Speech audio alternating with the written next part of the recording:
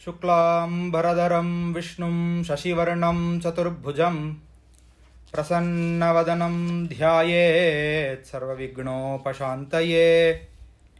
नारायणं नमस्कृत्य नरं चैव नरोत्तमं देवीं सरस्वतीं व्यासं ततो जयमुदीरयेत्।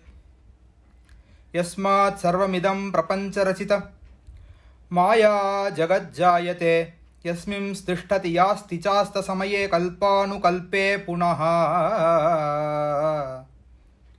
यं ध्यात्वा मुनयः प्रपञ्चरहितं विन्दन्ति मोक्षध्रुवं तं वन्दे पुरुषोत्तमाख्यमलं नित्यं विभुं निश्चलम्। मुक्ता विद्रुमहे मणिलधवळच्छायैः मुखैस्त्रीक्षणैः युक्ताम् इन्दुकलां निबद्धमकुटां तत्त्वार्थवर्णात्मिकां गायत्री वरदाभयाङ्कुशकशां शुभ्रं कपालं गदां शङ्खं चक्रमदारविन्दयुगळां हस्तैः वहन्तीं भजे हस्तैः वहन्तीं भजे हस्तैः वहन्तीं भजे। நமசதசே. குருநாதரனுடைய பரிபூர்ண அனுகிரகத்தின் பெயரால் தொடர்ந்து காயத்ரி புராணத்தை சிரவணம் பண்ணக்கூடிய பாக்கியத்தை நாம் அடைந்திருக்கிறோம். மனுஷனாக பிறந்த எவன் ஒருவனுக்குமே ஞானம் அடைவதற்கு தகுதி உண்டு அப்படிங்கிறத காயத்ரி புராணம் ஆணித்தரமாக சொல்லிக் கொண்டு வருகிறது. அவன் யாராக வேண்டுமானாலும் இருக்கலாம், வியாதனாகவும் இருக்கலாம், வேடுவனாகவும் இருக்கலாம், எப்படிப்பட்டவனாக வேண்டுமானாலும் இருக்கலாம். சகல இந்திரிய வியாபாரங்களையும் நிறுத்திவிட்டு காயத்ரியையே சரணமடைவானேயானால், ததேக தியானமாக காயத்ரியையே ஆசிரயிப்பானேயானால் காயத்ரி தேவி அவனுக்கு பிரத்யக்ஷமாவாள். காயத்ரி தேவி அவனை எல்லா விதமான துன்பங்களில் இருந்தும் விடுவிப்பாள். காயத்ரியால் மட்டுமே விடுவிக்க முடியும். காயத்ரி தான் பராசக்தி அப்படிங்கிறத ஸ்தாபிச்சு காயத்ரி புராணத்தை நைமிஷாரண்ய க்ஷேத்திரத்திலே சூத பௌராணிகர் சௌனக மகரிஷிகளுக்கு சொல்லிக் கொண்டு வருகிறார். நேற்றைக்கு பாதியில நாம கதையை விட்டிருந்தோம். இந்த கௌர்முக மகரிஷியினுடைய ஆசிரமத்திலே ராஜா துர்ஜயன் வந்திருந்தார். துர்ஜயனுக்கு ஏகபோகமாக விருந்தளித்திருந்தார் கௌர்முக மகரிஷி, மகான் மகரிஷி. இந்த மகாராஜா என்ன பண்ணினார், இதே போல இவரை விட்டுட்டோமே ஆனால் இவர் தனியாக ஒரு ராஜ்யம் ஸ்தாபித்து விடுவார். இவர் கையில் வச்சுருக்கிற மணி எல்லாத்தையும் செய்ய வல்லமை உடையது. இன்னும் அது மணின்னு ராஜாவுக்கு தெரியாது. ஆனால் ஏதோ ஒரு மாயாஜாலம் மந்திரஜாலம் பண்ணுறாருங்கிறதாக நினச்சின்னு இருக்கார். கதை கேட்குற நமக்கு தான் தெரியும் அவர் கையில் ஒரு மணி இருக்குது. அது காயத்ரி தேவியே பிரத்யக்ஷமாகி கொடுத்தா. துவம் பூஸ்துவம் ச புவஹ ஸ்வஸ்துவம் ஜனஸ்துவம் ச மஹஹ ஸ்மிருதஹ துவம் தபஸ்துவம் ச சத்யம் ச துவயி தேவி சராச்சரம் அப்படின்ற ஸ்லோகத்தை சொல்லி நமஸ்காரம் பண்ணினார். காயத்ரி தேவி பிரத்யக்ஷமானா. இந்த மணியை கையில் கொடுத்தா நீ நினைச்சதெல்லாம் உனக்கு கிடைக்கும்னு ஆசீர்வாதம் பண்ணிட்டு மறைஞ்சிட்டான். அந்த மணியால் 30,000 பேருக்கு சாப்பாடு போட்டார். ராஜா பார்த்தான், பயந்துட்டான். இவர் தனியாக ஒரு ராஜ்யமே ஸ்தாபிச்சிடுவார், இதை எப்படியே விட்டுவிடக்கூடாது, இவர் கையில் என்ன இருக்குங்கிறத நம்ம கண்டுபிடிக்கணும். ராஜா சொல்றார், நான் இன்னைக்கு கிளம்பிடலாம் தான் இருந்தேன், ஆனால் உங்களுடைய விருந்தோம்பல் எனக்கு ரொம்ப பிடிச்சிடுத்து, அதனால என்னோட ஸ்டேவை நான் எக்ஸ்டெண்ட் பண்ணிக்கிறேன். நான் இன்னைக்கு ராத்திரியும் இங்கே தான் தங்க போகிறேன். அதனால என்ன ராஜா, தாராளமாக தங்குங்கோ. திரும்பி அந்தாண்ட போனார், மணியை எடுத்தார், பவனங்கள்லாம் உண்டாகட்டும் அப்படின்னார். 30,000 பேர் தங்குவதற்கு உண்டான பவனங்கள் ரெடி. எல்லாரும் போய் படுத்துக்க வேண்டிதான், விஸ்ராந்தி பண்ணிக்க வேண்டிதான். ராஜாவுக்கு இன்னும் ரொம்ப ஆச்சரியமா இருக்கு, எப்படி தான் இவர் இதை பண்றாருங்கிறத கண்டுபிடிச்சே ஆகணும்.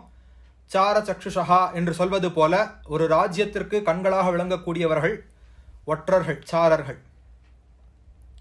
தன்னுடைய ஒற்றர்களை அனுப்பித்து வைக்கிறார், போய் கண்டுபிடிச்சுட்டு வாங்கோ, யார்கிட்டையாவது பேசுங்கோ, அத்தனை பேர் தான் இருக்காளே சிஷ்யாள், யார்கிட்டையாவது பேச்சு கொடுங்கோ அப்படின்னு ஒற்றர்களை அனுப்பிச்சு வைக்கிறார். ஒற்றர்கள் அங்கேருந்து வரா. ராஜா தூங்க போயாச்சு. ராத்திரி ஒற்றர்கள் இந்த பக்கமாக பர்ணசாலை பக்கமாக வரா. 2-3 சிஷ்யாள் தூக்க வராமல் வெளியில் உட்காந்துருக்கா திண்ணையில். அவள்கிட்ட போய் பேச்சு கொடுக்குறா. ரொம்ப அருமையாக எங்களெல்லாம் கவனிச்சுண்டேள், ரொம்ப சந்தோஷம், நாங்களும் ராஜாவோட தான் வந்திருக்கோம், நாங்கள்லாம் வேலையாட்கள் ராஜாவுக்கு. ஓ அப்படியா, சரி, நாங்கள் குருநாதருடைய சிஷ்யர்கள். 2 பேரும் பரஸ்பரம் அறிமுகம் பண்ணிக்கிறா. இல்லை ரொம்ப அலௌகிகமான சாப்பாடு இன்னைக்கு சாப்பிட்டது, ரொம்ப சூப்பராக இருந்தது அப்படின்னா, அப்படியா, ரொம்ப சந்தோஷம், எல்லாம் குருநாதருடைய அனுகிரகம்.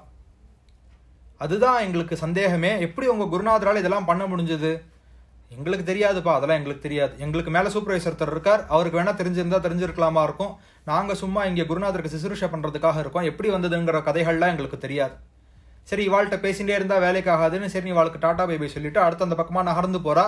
இவ யார் சூப்பர்வைசர்னு சொன்னாலும் அவர் அந்த பக்கமாக எதேச்சியாக வரார் அகஸ்மாத்தா. அவர்கிட்ட இவா லைட்டாக பேச்சு கொடுத்து இந்த மாதிரி ராஜாவுக்கு இவ்வளோ இது இருக்குது, அவ்வளோ இது இருக்குது, ராஜாவினுடைய பிரதாபங்களை எல்லாம் சொல்லி அந்த தேவராஜன் எப்படி புறமுதுகிட்டு ஓடினார் தெரியுமா அப்படின்லாம் கேட்க, அந்த கதைகளெல்லாம் அவரும் ஆர்வமாக கேட்க, ஏற்கனவே இவனுடைய கதை தான் பெருசாக இருக்கே, பெரிய கதையாச்சே, ராஜா துர்ஜயனுடைய கதை பெரிய கதையாச்சே, விஸ்தாரமாக 2 நாளைக்கு நம்மளே சொல்கிறோமே. அப்போ அந்த கதைகளெல்லாம் கேட்டுன்னு இருக்க கடைசியில் அவர் ஒரே ஒரு கேள்வியை முன்வைக்கிறார். இதெல்லாம் எப்படி சாத்தியமாச்சுன்னு உங்களுக்கு தெரியுமோ அப்படின்னு. அது ரகசியம் சுவாமி, வெளியில் சொல்லக்கூடாது.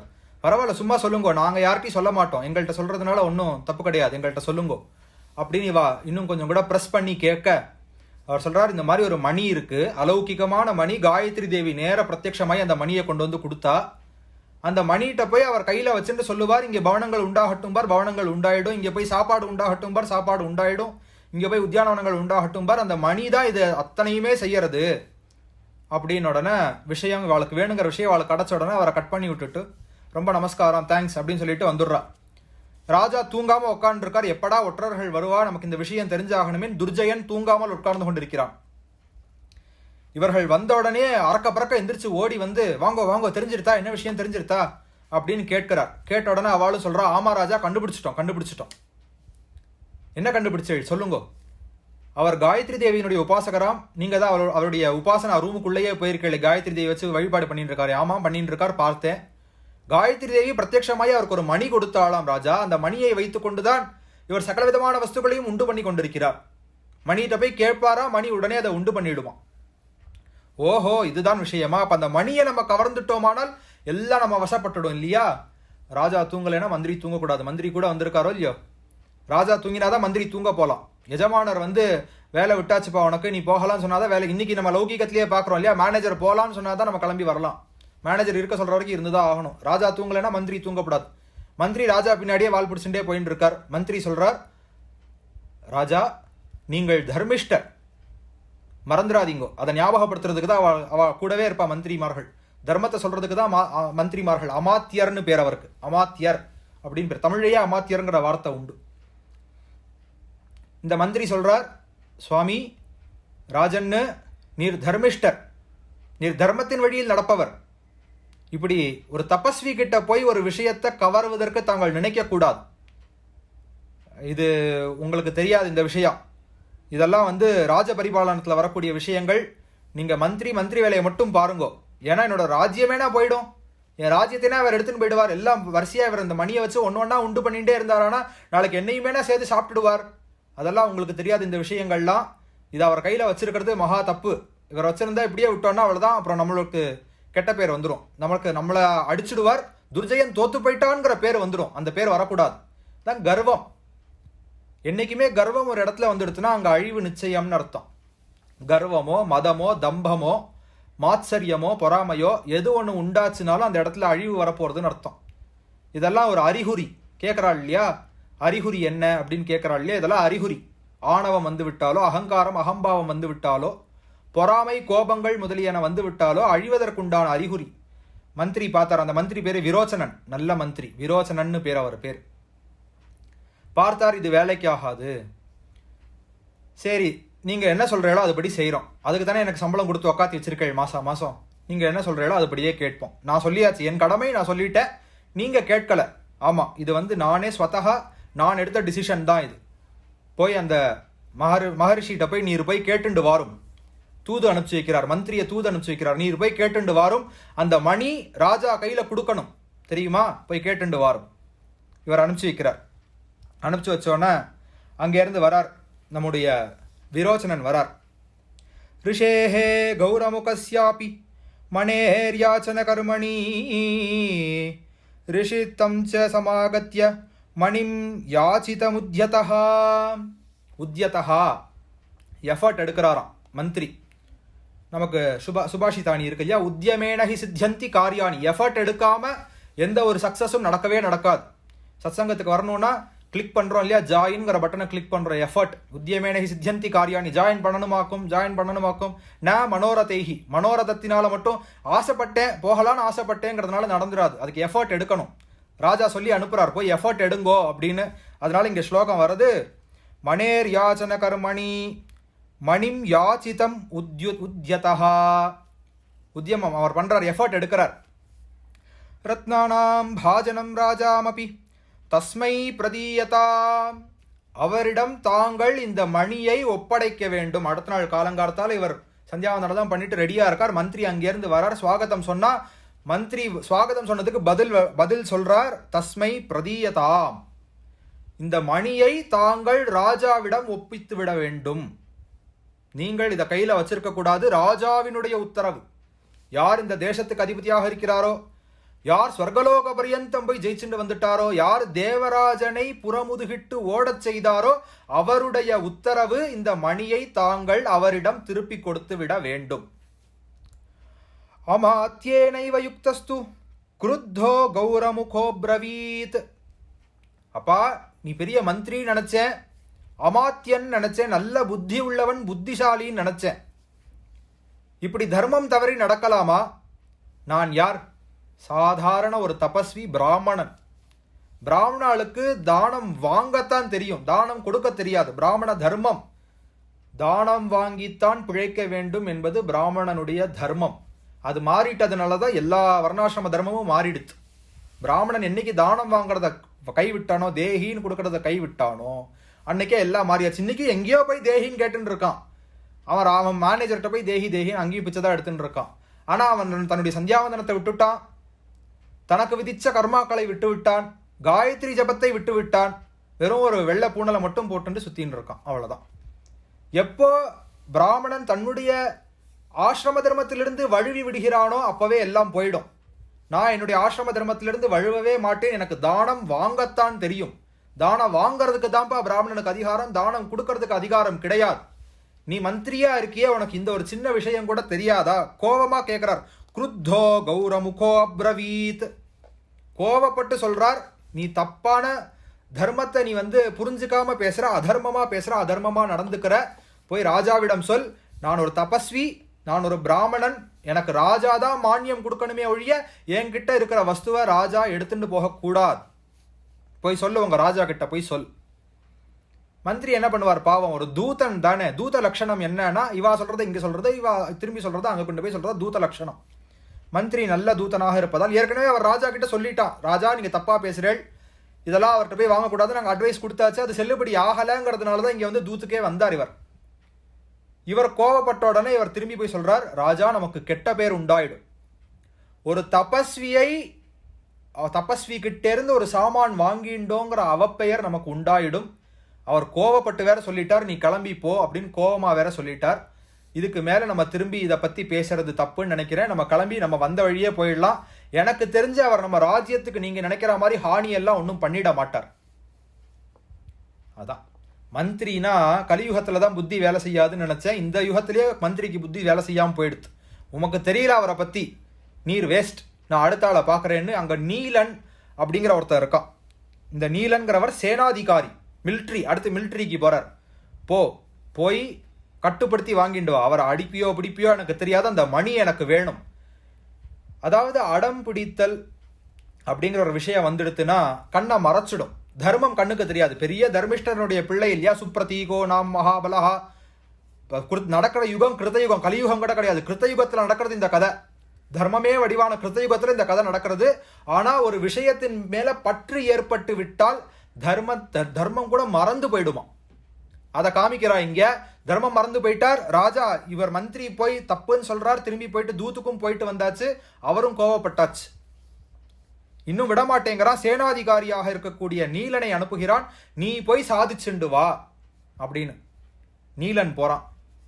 இங்க இருந்து போய், மந்திரி ரொம்ப சாது, நான் சாது கிடையாது, நான் துஷ்டன், நான் அடிச்சு விடுவேன். ஆனால் நீங்கள் தபஸ்வியாக இருக்கிறீர்கள், பார்க்கும்போதே தேஜஸ்வியாக இருக்கிறீர்கள், நான் நமஸ்காரம் பண்ணி கேட்டுக்கிறேன், என்னை பாபியாக்கி விடாதீர்கள். நான் உங்களை அடிச்சு அந்த பாவத்தை சம்பாதிச்சுக்க ஆசைப்படலை. அந்த மணியை ஒழுங்கா மரியாதையா என் கையில கொடுத்துருங்கோ, நான் கொண்டு போய் ராஜா கிட்ட சேர்ப்பிக்கணும். என் கழுத்தை வெட்டி எடுத்துட்டு போ சொல்றார் கௌரமுக மகரிஷி. சொல்றார், என் கிரீவத்தை, என் கழுத்தை வெட்டி எடுத்துட்டு போ, ஆனா நான் மணியை கொடுக்க மாட்டேன். ஏன்? அந்த மணி அவ்வளோ அத்புதம்ங்கிறதுனால கொடுக்க மாட்டேங்கிறாரா? அந்த மணியினால எல்லாம் கிடைக்கிறதுங்கிறதுனால கொடுக்க மாட்டேங்கிறாரா? கிடையாது. தேவி எனக்கு பிரசாதமாக கொடுத்தது, நீதான் அதனுடைய மெட்டீரியலிஸ்டிக் வேல்யூவை பார்க்கறிய ஒழிய அது எனக்கு ஜீவன் இல்லையா? தேவி பிரத்யட்சமாய் கொடுத்த ஒரு வஸ்து நான் எப்படி இன்னொருத்தனுக்கு அதை விட்டு கொடுப்பேன்? என் தேவி, என் பிராணன், என் காயத்ரி பிரத்யட்சமாகி எனக்கு கொடுத்த மணியை நான் ஏன் உனக்கு தர வேண்டும்? நீ அதை மெட்டீரியலிஸ்டிக்கா பார்க்குற, எனக்கு அதில் ஸ்பிரிச்சுவலிஸ்டிக் வேல்யூ உனக்கு தெரிய மாட்டேங்கிறது. அது ஒரு காம்பாக, ஒரு துளசி காம்பாக இருந்தால் கூட நான் உனக்கு தர மாட்டேன். அது பெரிய மணிங்கிறதுனால நீ கேட்குறேன்னு நினச்சிக்காத, நான் கொடுக்க மாட்டேன்னு சொல்கிறேன் நீ நினச்சிக்காத அப்படின்னு இவன்கிட்ட ரொம்ப தைரியமாக சொல்கிறார். கழுத்தை கூட நான் வெட்டி எடுத்துன்னு போ, நான் மணியை கொடுக்க மாட்டேன். சரி, நீ சொன்னால் கேட்குற மாதிரி இல்லை, இப்போ பலத்தை பிரயோகப்படுத்த வேண்டிய அவசியமாக இருக்கும் போல. அவன் கூடவே ஒரு சேனையை கூட்டின்னு வந்திருக்கான். 30,000 பேர் இருக்காளே, அதில் ஒரு 5-6 பேரை சேர்த்து கூட்டின்னு வந்திருக்கான். ஏன்னா ஒரே ஒரு மகரிஷி தானே, ஒரு மகரிஷி, அதுவும் எலும்பும் தோலமாக இருக்கார், என்ன பண்ணிட போறா அப்படின்னு ஒரு 5-6 பேரை மட்டும் கூட்டின்னு வந்திருக்கான் அவரை பயமுறுத்துறதுக்காக. நல்லா பீமன விஜயனமா நல்லா குண்டு குண்டா இருக்கிறவாள் ஒரு 6 பேரை சேர்த்து செலக்ட் பண்ணி எடுத்துன்னு வந்திருக்கான். இவர் என்னடானா இப்படி கோபமா பேசுறார், கண்ணெல்லாம் ஜிகு ஜிகுன்னு செவந்து போயிடுது. என் கழுத்தை வெட்டி எடுத்துட்டு போனாலும் போகலாமே ஒழிய நான் மணியை தரமாட்டேன் அப்படின்னுட்டார். நான் பலப்பிரயோகம் பண்ண போறேன், கடைசியா உங்களுக்கு அவகாசம் தரேன், மணியை கொடுத்துருங்கோ. நீ எத்தனை அவகாசம் கொடுத்தாலும் நான் மணியை தர முடியாது, போ, தைரியம் இருந்தா போய் கையை வச்சு பார் அந்த மணி கிட்ட அப்படிங்கிறார். இவனுக்கு பயப்படுறதா கோவப்படுறதா சிரிக்கிறதான்னு தெரியல. சாதாரண மகரிஷி, நான் ராஜாவினுடைய சேனாதிபதி, வந்து உங்களை கொலை பண்ணிடுவேங்கிறேன், அடிச்சு விடுவேன், பிடிச்சு விடுவேங்கிறேன். இவர் என் கழுத்தை வெட்டி எடுத்துட்டு போங்கிறார், தொட்டு தான் பாரு மணியேங்கிறார். இவரை சுற்றி இவர் பின்னாடி ஆளே கிடையாது, எல்லா சிஷ்ய பயிலும் நான் எப்போ வந்து அப்பயே ஓடி போயிட்டான் விட்டுட்டு விடாத. இவருக்கு என்ன தைரியம் பாரு அப்படின்னு அவனுக்கு சிரிக்கிறதா அழறதா கோவப்படுறதானே தெரியல. சரி, ஆனால் ராஜா இட்ட கடமையை முடித்தாக வேண்டுமே. ராஜா இட்டிருக்காரே ஒரு கடமையை, சொல்கிறான் பின்னாடி வந்தவாள்கிட்ட, போங்கோ போய் தொட்டுட்டு வாங்கோ, அந்த மணியை எடுத்துட்டு வந்துருங்கோ அப்படின்னு. பின்னாடி வந்தவாள்லாம் போக பயப்படுறா. ஏன்னா இவர் பண்ற மாயாஜாலங்கள்லாம் பார்த்துருக்காள் இல்லையா? 30,000 பேர் தங்குற பவனம் ஒரு செகண்ட்ல வந்துருத்துனா சும்மாவா? ஏதாவது இவர் மந்திரம் பண்ணிட்டாருன்னா, நான் பிள்ளை குட்டிக்காரன்ப்பா, எனக்கு தெரியாதுப்பா, நான் போக மாட்டேன், நீ போக மாட்டேன்னு அந்த 6 பேரும் பயப்படுறா. பார்க்கறதுக்கு தான் அப்படி தாட்டியா இருக்காளே ஒழிய பயம் அவளுக்கு.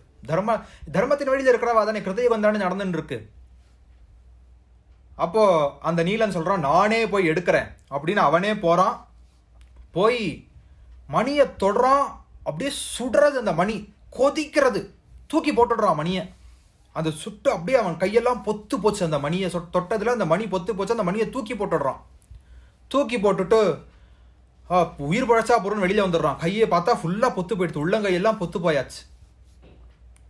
இது ஏதோ மாயாஜாலம் தான் அவர் பண்றார். இது 6 பேரை, இந்த 6 பேர் செட் ஆகாது, நான் போய் கூட்டிட்டு வரேன் அப்படின்னு நேர போய் 1000 பேரை திரட்டி கூட்டிட்டு வரான்.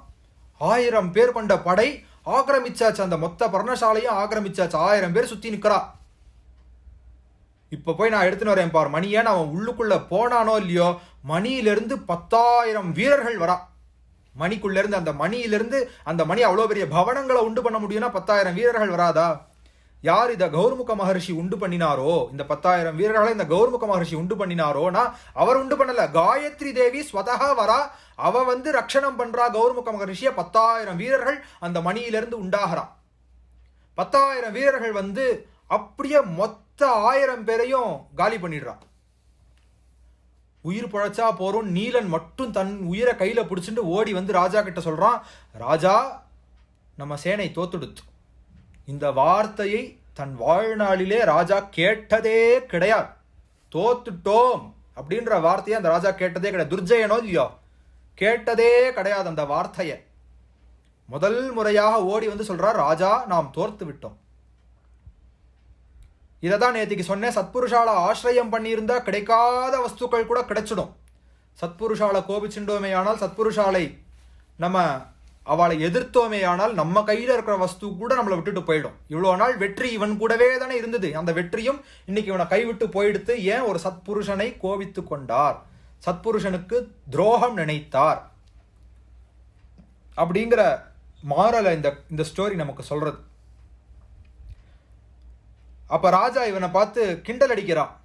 என்னடா ஒரு 1000 பேரை கூட்டிட்டு போயிட்டு தோத்துட்டு வந்துட்டேன், அங்க ஒரே ஒரு ஆள் தான் உட்காந்துருக்கார். அழகான ஒரு பிரஹேளிகா உண்டு. சின்ன குழந்தைகளுக்கு நம்ம பசில்ஸ் சொல்லி கொடுக்குறோம் இல்லையா, சம்ஸ்கிருதத்துல ஒரு பசில் உண்டு. கஸ்தூரி ஜாயதே கஸ்மாத் கோஹந்தி கரிணாம் குலம் கிம் குரியாத் காதரோ யுத்தே மிருகாத் சிம்ஹா பலாயனம் அப்படிங்கிற ஸ்லோகம். கஸ்தூரி ஜாயத்தே கஸ்மாத், கஸ்தூரின்னு ஒரு வாசனை பொருள் இருக்கு இல்லையா, அது எங்கிருந்து வருகிறது? அகில்னு பெயர். கஸ்தூரி எங்கிருந்து வருகிறது? கோஹந்தி கரிணாம் குலம், யானைகளை யார் வேட்டையாடுவார்கள்?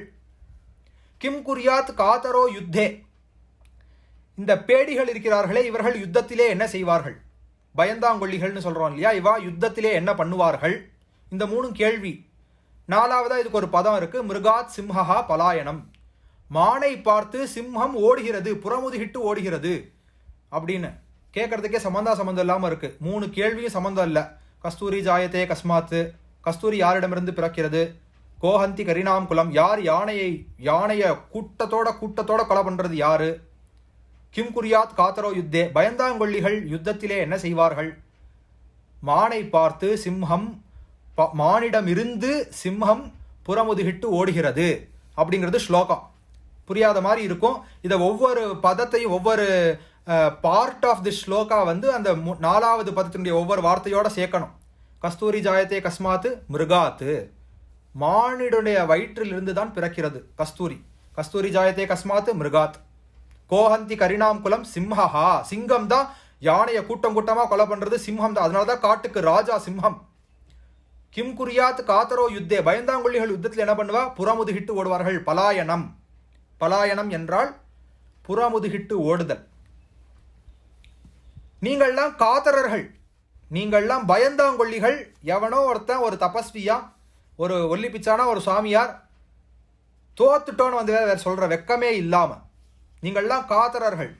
காயர்னு சொல்றோம் இல்லையா ஹிந்தியில.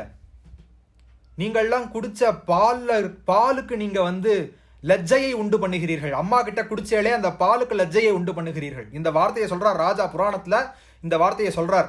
இந்த வார்த்தை இருக்கு, ஸ்லோகத்துல இருக்கு. அதனாலதான் சொல்றேன், நீங்கள் குடிக்கின்ற பாலுக்கு லஜ்ஜையை உண்டு பண்ணி விட்டீர்கள். உங்களுக்கு வீரம்ங்கிறது பேருக்கு கூட இல்ல.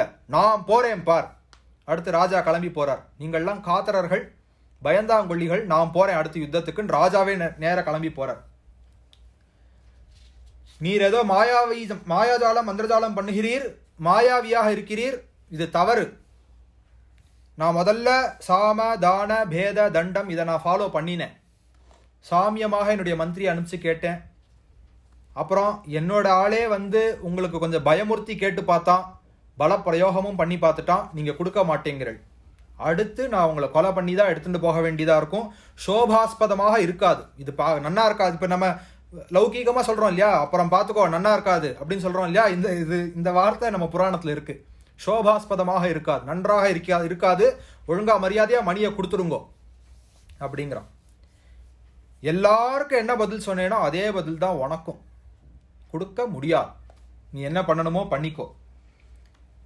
அந்த 30,000 பேரையும் எடுத்துன்னு வரான். 1000 பேர் தானே முதல்ல போயிட்டு திரும்பி ஓடி போனான். அந்த மிச்சம் இருக்கக்கூடிய 29,000 பேரையும் கூட்டின்னு வரான் அந்த ராஜா. வந்து இப்ப இவர் மேல ஆக்கிரமணம் பண்றான். இப்போ உள்ளுக்குள்ள இருந்து திவ்யமா வீரர்கள்லாம் ஓடி வந்தாளான்னு பார்த்தா யாருமே ஓடி வரல. காயத்ரி தேவி ஸ்வதகா பிரத்யக்ஷம் ஆயிட்டாங்க. ஸ்வயம் காயத்ரி தேவியே பிரத்யக்ஷம் ஆயிட்டா. ரிஷி கிட்ட சொல்றா, நிமேஷ மாத்திரத்தில் இந்த அத்தனை பேரையும் நான் வதம் பண்ணிடுவேன், நீ கவலைப்படாத. அந்த ராஜாவை மட்டும் உயிரோட விட்டுட்டு, இதுக்கு சாட்சியா இருக்கணும் இல்லையா ஒருத்தன், அந்த துர்ஜயனை மட்டும் உயிரோட விட்டுட்டு, குரு அனுகிரகம். குரு சொல்லியிருக்காரு இல்லையா, இவன் நல்ல குழந்தையா இருப்பான், இவன் தீர்காயுசா இருப்பான்னு அன்னைக்கு ஆத்திரேயர் சொல்லியிருக்காரு இல்லையா, அதை காயத்ரி தேவி ஃபாலோ பண்றா. இவனை மட்டும் நான் ஒருத்தனை மட்டும் உயிரோட விட்டுட்டு அத்தனை பேரையும் அத்தனை சேனையையும் சதுரங்க சேனையையும் நிமேஷ மாத்திரத்துல காலி பண்ணிடுவேன் அப்படின்னு இவருக்கு வாக்கு கொடுத்துட்டு, நீ தைரியமா இருன்னு காயத்ரி தேவி கிளம்பி போறா. நிமேஷ மாத்திரத்துல மொத்த சதுரங்க சேனையும் காலி பண்ணிடுறா. அதனால இந்த இடத்துக்கு பேரு நைமிஷாரண்யம். இங்க உட்காண்டுதான் நீங்க சத்திரயாகம் பண்றேள் அப்படின்னு நம்முடைய சூத பௌராணிகர் சௌனக மகரிஷியிடம் சொல்லுகிறார் இந்த கதையை. இன்னைக்கு புரியறதா ஏன் துர்ஜயன் சரித்திரத்தை இவ்வளோ விஸ்தாரமா சொல்லிட்டு வர்றாரு? ஏன்னா அவ எங்க உட்காண்டு அந்த சத்திரயாகத்தை நடத்துறாளோ அந்த இடத்தோட ஹிஸ்டரி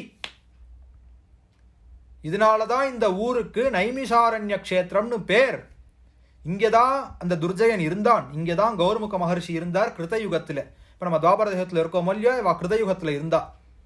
இதே இடம் தான்ப்பா, இங்கேயே தான். இப்ப சொல்றோம் இல்லையா, இப்ப நம்ம ஏதாவது ஒரு புராண க்ஷேத்திரங்கள்லாம் போய் பார்க்குறோம் அப்படின்னா நம்ம நினைச்சுக்கிறோமா இல்லையா, காசிக்கு போறோம்னா பகவத் பாதாச்சாரியால் இங்கெல்லாம் தானே போயிருப்பா, இங்கெல்லாம் தானே அவருடைய பாதம் பட்டிருக்கும், இங்கெல்லாம் தானே அவருடைய மூச்சு காத்து இருந்திருக்கும்.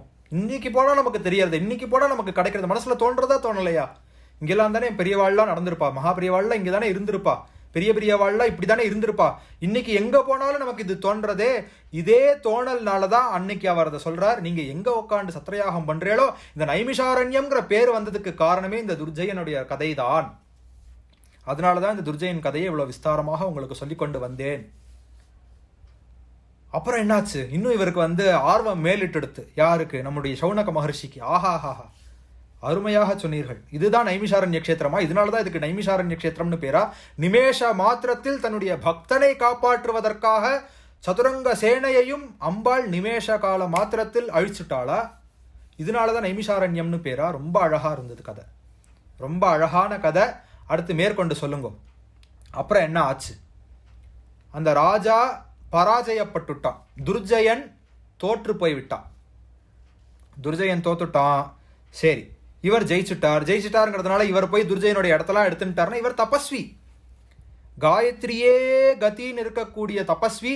ஏன் போய் நாட்டை ஆள போறார்? நான் என் பாட்டுக்கு இருந்தேன், நீயா வந்த வம்பல வாங்கி கட்டின்ட போய் சேரு அப்படின்னு அவனுக்கு சொல்லி அனுப்பிச்சார். அப்ப அவன் கேட்கிறான், ஒரு தேவி பிரத்யட்சமானாலே. எல்லா இடத்துலையும் இதே கதை தானே. நம்ம கெட்டவாளா இருந்தாலும் ஒரு சத் சங்கத்தில் இருக்கக்கூடிய ஒரு சத்புருஷரை எதிர்த்த காரணத்தினால அவருடைய அனுகிரகம், அவன் போகும்போது அவனை சத்தா மாத்தி அனுப்புறார். அசத்தாக அவன் வந்தால் கூட அவரை கொலை பண்ணணும்னு வந்தான். அந்த வியாத சத்தமகான்னு, அந்த வியாதன் வீரியபாகு அவரை கொலை பண்ணணும்னு வந்தான் ஆருணிய. போகும்போது காயத்ரி தரிசனம் கிடச்சிட்டு போறான். அதே தான் இவனுக்கும் இங்கே வரும்பொழுது இவரை கொலை பண்ணியாவது அந்த மணியை எடுத்துட்டு போயிடுவேன்னு வந்தான். வந்துட்டு போகும்பொழுது ஒரு தேவி பிரத்யட்சமானாலே. என்ன ஒரு சௌந்தரியம், என்ன ஒரு மாதுரியம் அவளுடைய வாக்குல, என்ன ஒரு காம்பீரியம் தேவிக்கு. அந்த தேவியை நான் எப்படி பார்க்கணும் அப்படின்னு இவன் கேட்க, நீ தர்மிஷ்டனாகத்தான் இருந்தா, உன்னுடைய காலம் சரியில்லைப்பா, உன்னுடைய ஜாதகம் சரியில்லை, உன் தசாபுக்தி சரியில்லை, தேவையில்லாம என்கிட்ட வம்புக்கு இழுத்த, வாங்கி கட்டிண்ட, கவலைப்படாத, நான் உனக்கு வழி சொல்லித்தரேன்னு காயத்ரி மந்திரத்தை அவனுக்கு உபதேசம் செய்து காயத்ரியை வழிபடும் முறைகளையும் அவரே ஸ்வயம் சொல்லிக் கொடுக்கிறார் கௌர்முக மகர்ஷி. அத்தனையும் சொல்லி கொடுத்த உடனே அவன் அங்கிருந்து நேர கிளம்பி, எந்த இடத்துல தோத்து போயிட்டோமோ அந்த இடத்துல இருக்கக்கூடாது, இடத்த காலி பண்ணிடணும், சேஞ்ச் ஆஃப் பிளேஸ் கண்டிப்பா வேணும். தோத்த இடத்துலயே இருந்தோம்னா தோத்ததே தான் ஞாபகம் வந்துட்டே இருக்கும், அப்புறம் மேற்கொண்டு வாழ்க்கையில ப்ரொசீடே பண்ண முடியாது. அப்படிங்கிறதுனால அங்கிருந்து கிளம்பி அடுத்து வேற இடத்துக்கு போறார், சித்திரக்கூட்டத்துக்கு போறார். யாரு? துர்ஜய மகாராஜா சித்திரக்கூட்டத்துக்கு போறார். சாப்பாடு இல்ல, தண்ணி இல்ல, காயத்ரியவே நினைச்சுட்டு இருக்கார். இப்படி ஒரு தேவி வந்தாளே, அவ்வளோ சதுரங்க சேனையும் நிமேஷ மாத்திரத்தில் அழிச்சுட்டாளே, அந்த பக்தனுக்காகத்தானே. அந்த பக்தனாக நானே மாறிட்டேன்னா என்னை யாரும் எதிர்க்க முடியாது இல்லையா? அப்படிங்கிற எண்ணத்துல தான் முதல்ல அவன் தபஸே பண்ண ஆரம்பிக்கிறான். தபஸ் பண்றான் பண்ணிண்டே இருக்கான். முதல்ல ஜலம் மட்டும் குடிச்சுட்டு இருக்கான், அப்புறம் வாயு பக்ஷணம் மட்டும் பண்றான், அப்புறம் வாயு பக்ஷணத்தையும் நிறுத்திட்டான், காத்த குடிக்கிறதையும் நிறுத்திட்டான். கோரமான தபஸ், பயங்கரமான தபஸ். ஒரு நாள் காயத்ரி தேவி, என்னதான் இருந்தாலும் குழந்தை தானே, தன் குழந்தை, ஏன்னா ஏற்கனவே சொல்லிட்டோம், அஜாயமானோ பகுதா விஜாயத்தே, எல்லாம் காயத்ரியினுடைய ஸ்வரூபந்தான். நல்லவா கெட்டவா எல்லாம் காயத்ரியினுடைய ஸ்வரூபந்தான். நம்ம துஷ்டால கண்டா தூர விலகி இருக்கோம், அது நமக்கு நல்லதுங்கிறதுனால. சமதர்சனங்கிறதுக்காக துஷ்டாள்கிட்ட போய் பக்கத்தில் உட்காந்து கொஞ்சம் பேசின்னு இருக்கக்கூடாது. இவனும் என்னுடைய குழந்தை தானே அப்படிங்கிறதுனால காயத்ரி தேவி பிரத்யக்ஷமாகி, அப்பா உனக்கு என்ன வரம் வேண்டும்? கண்ணை திறந்து பார்த்தான், காயத்ரி தேவி எய்தாப்புல நிற்கிறா. எந்த ரூபம் என்னுடைய சதுரங்க சேனையையும் நிமேஷ மாத்திரத்தில் அழிச்சுதோ அந்த ரூபம் திரும்பி இன்னைக்கு எனக்கு கண்ணுக்கு முன்னாடி தரிசனம் கொடுக்கறது. அம்மா பராம்பிகே, வேதமாதா, தேவமாதா, ஜெகன்மாதா, நமஸ்காரம், அனந்த கோட்டி நமஸ்காரம். எனக்கு 2 வரம் வேணும், கொடுப்பியா? எனக்கு பேரே வரதாயினி தான்ப்பா. வரதாயினிங்கிறது எனக்கு ஒரு பெயர், க்ஷிப்ரபிரசாதினிங்கிறது எனக்கு ஒரு பெயர்.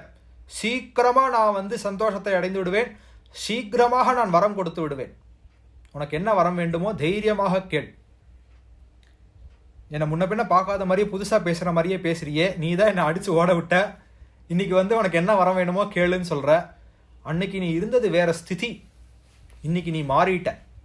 இன்னைக்கு உனக்கு நல்ல புத்தி ஏற்பட்டுடுத்து, தபஸ் பண்ணியிருக்க, உனக்கு புனர்ஜென்மம் கிடைத்து விட்டது. இப்போ சொல்லு, இப்போ கேள், உனக்கு என்ன வரம் வேணுமோ கேள், நான் உனக்கு வரம் தருகிறேன். 2 வரம் வேணும் அப்படின்னு கேட்குறார். 2 வரம், என்ன வரம் வேணாலும் கேளு. யாரும் என்னை ஜெயிக்கக்கூடாது, முதல் வரம். இனிமேல் யாரும் என்னை ஜெயிக்கக்கூடாது, நான் தான் எல்லாரையும் ஜெயிப்பேன். பழையபடியே எனக்கு அந்த வரனை திருப்பி கொடு. சரி, கொடுத்தேன். எனக்கு மோட்சம் சித்திக்க வேண்டும். புத்தி வந்துடுத்து. காயத்ரி ஜபம் பண்ணானோ இல்லையோ, புத்தி வந்துடுத்து. நித்யானித்ய விவேகம் ஏற்பட்டு விட்டது. இந்த உடல் என்பது அனித்யம், ஆத்மாதான் நித்தியம். பிரம்மலோக பரியந்தம் போனாலும் திரும்ப இந்த சம்சாரத்துக்குள்ள உழன்றுதான் ஆக வேண்டும். அதனால மோட்சத்தை கேட்கறது தான் புத்திசாலித்தனம். அப்படிங்கிறதுனால எனக்கு மோட்சத்தை தாங்கள் கொடுக்க வேண்டும். கவலைப்படாதே, தந்தேன். ஆனால் முதல் வரன்ல ஒரு டேர்ம்ஸ் அண்ட் கண்டிஷன்ஸ் அப்ளை தேவி போடுறா. திரும்பவும் நீ சத்தாத்மாக்களை தொந்தரவு பண்ணுவேயானால் பராஜயத்தை அடைவாய். சத்தாத்மாக்களை தொந்தரவு பண்ணாமல் இருக்கும் பட்சத்தில் தான் வெற்றி உனக்கு சித்திக்கும். நான் திரும்ப அந்த பக்கம் போகவே மாட்டேமா, போகவே மாட்டேன். முதல் தரம் பட்ட பாடமே போகிறோம், திரும்பி அந்தண்ட நான் போகவே மாட்டேன்.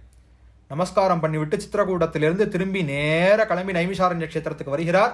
கௌர்முக மகர்ஷி சாஷ்டாங்கமாக நமஸ்காரம் பண்ணுகிறார். பண்ணி, சுவாமி உங்க கிருப்பை, இப்போ குருநாதர் ஆயிட்டார் இல்லையா, அவர் தானே உபதேசம் கொடுத்தது. குருநாதா உங்கள் கிருப்பை.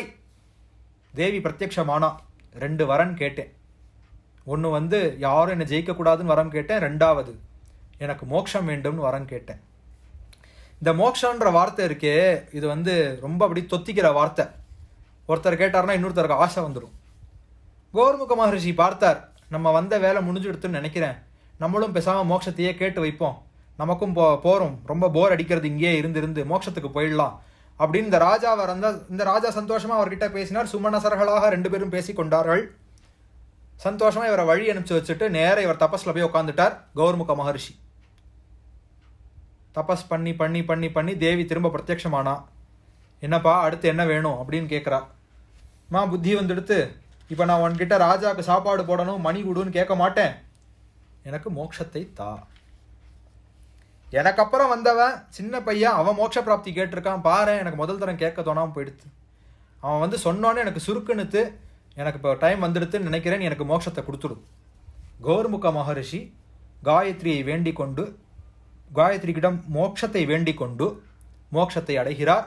கௌர்முக மகர்ஷியினுடைய சரித்திரம் இதோட முடிகிறது.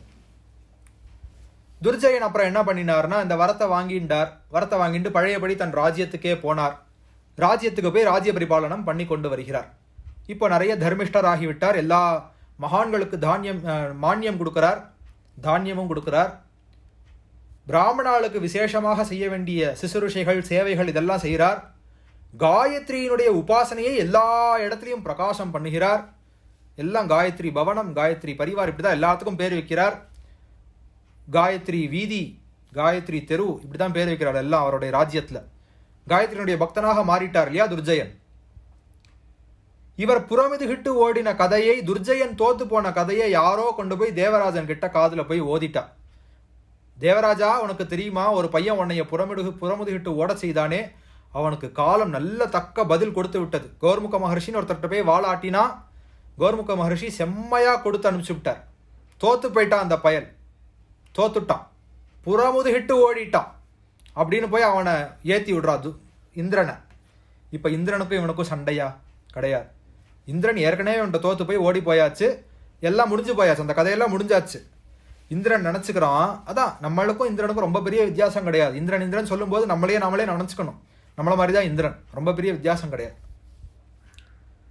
எவன் ஒருத்தன் தீனமான ஸ்திதியிலே இருக்கிறானோ, எவன் ஒருத்தன் லோயஸ்ட் பாயிண்ட் ஆஃப் ஹிஸ் லைஃப்ல இருக்கானோ, அவனை போய் சீண்டக்கூடாது. ஒருத்தன் தோத்துட்டான்னா அவனை பார்த்து ஹஹா தோத்துட்டியா அப்படின்னு பரிகாசம் பண்ணக்கூடாது. அவனுக்கு கருணையை காட்டணும். இந்திரனுக்கு ஒரே சந்தோஷமான சந்தோஷம், அப்பா என்ன எதிர்த்தியில, என்கிட்ட சண்டை போட்டியில, பார் என்ன ஆச்சு பார் உனக்கு அப்படின்னு சந்தோஷப்படுறான் இந்திரன். அதான் சொன்னேன், நமக்கும் இந்திரனுக்கும் ரொம்ப பெரிய வித்தியாசங்க. நம்ம சொல்லிக்கலாம், நம்மளாம் இந்திரனை மாதிரி தான். இந்திரனை மாதிரியே முதல்ல போவோம், பெருசாக டாம் டூம்னு பேசுவோம், அப்புறம் ஓடி வந்துடுவோம் திரும்ப. பகவான்கிட்ட வந்து அம்மா அடி வாங்கிட்டேமா, காப்பாத்துமான்னு அப்புறம் தான் பகவானோட நினைப்பே நமக்கெல்லாம் வரும். இந்திரனும் அப்படி தானே. அதனால இந்த இந்திரன்ட்ட போய் எவன் ஒருத்தன் இப்படி சொன்னானோ அவன் கிளம்பி போயிட்டான். இந்திரன் வந்தான். இதுதான் சமயம், போய் அவன்கிட்ட போய் இந்திரலோகம், தேவலோகம், குபேரப்பட்டினம் எல்லாத்தையும் திரும்ப எழுதி வாங்கின்னு வந்துடுறேன், போய் சண்டை போட்டு மீட்டுன்னு வந்துடுறேன். ஏன்னா அவன் சொல்லிட்டான், சதுரங்க சனி அழிஞ்சாச்சு அந்த ராஜாக்குன்னு சொல்லிட்டான். ஆனால் ஒரு விஷயத்த சொல்ல மறந்து போயிட்டான். இவன் காயத்ரியை நோக்கி கடுமையான தபஸ் பண்ணினா, திரும்ப இவன் புனர் ராஜ்யாபிஷேகம் ஆகிடுத்து, இவனுக்கு திரும்ப சதுரங்க சேனை உண்டாயிடுத்துங்கிற விஷயத்த சொல்லலை. அதான் அவனுடைய கர்மா, சொல்லலை. இந்திரன் வந்து என்ன நினைச்சுட்டான், இவன் இப்போ ரொம்ப தீன ஸ்திதியில இருக்கான், இப்போ இவனை போனோன்னா ஒழிச்ச பிள்ளை இந்த பையனை அப்படின்னு சொல்லிட்டு இறங்கி வரான் இந்திரன். வந்த உடனே ஒரே சிரிப்பான சிரிப்பு சிரிக்கிறான். என்ன துர்ஜயா, என்ன புறமுதுகிட்டு ஓட செய்தாயே, இப்போ வரையா சண்டைக்கு, இப்போ வரையா ஒண்டி கொண்டி வரையா, சண்டைக்கு வரையான்னு கேட்குறான். லௌகீகமாக நம்ம எப்படி பேசுவோமோ அது மாதிரி அவன் பேசுகிறான் துர்ஜயன் கிட்ட. புராணத்தில் அதே வசனங்கள்ல தான் இருக்கு.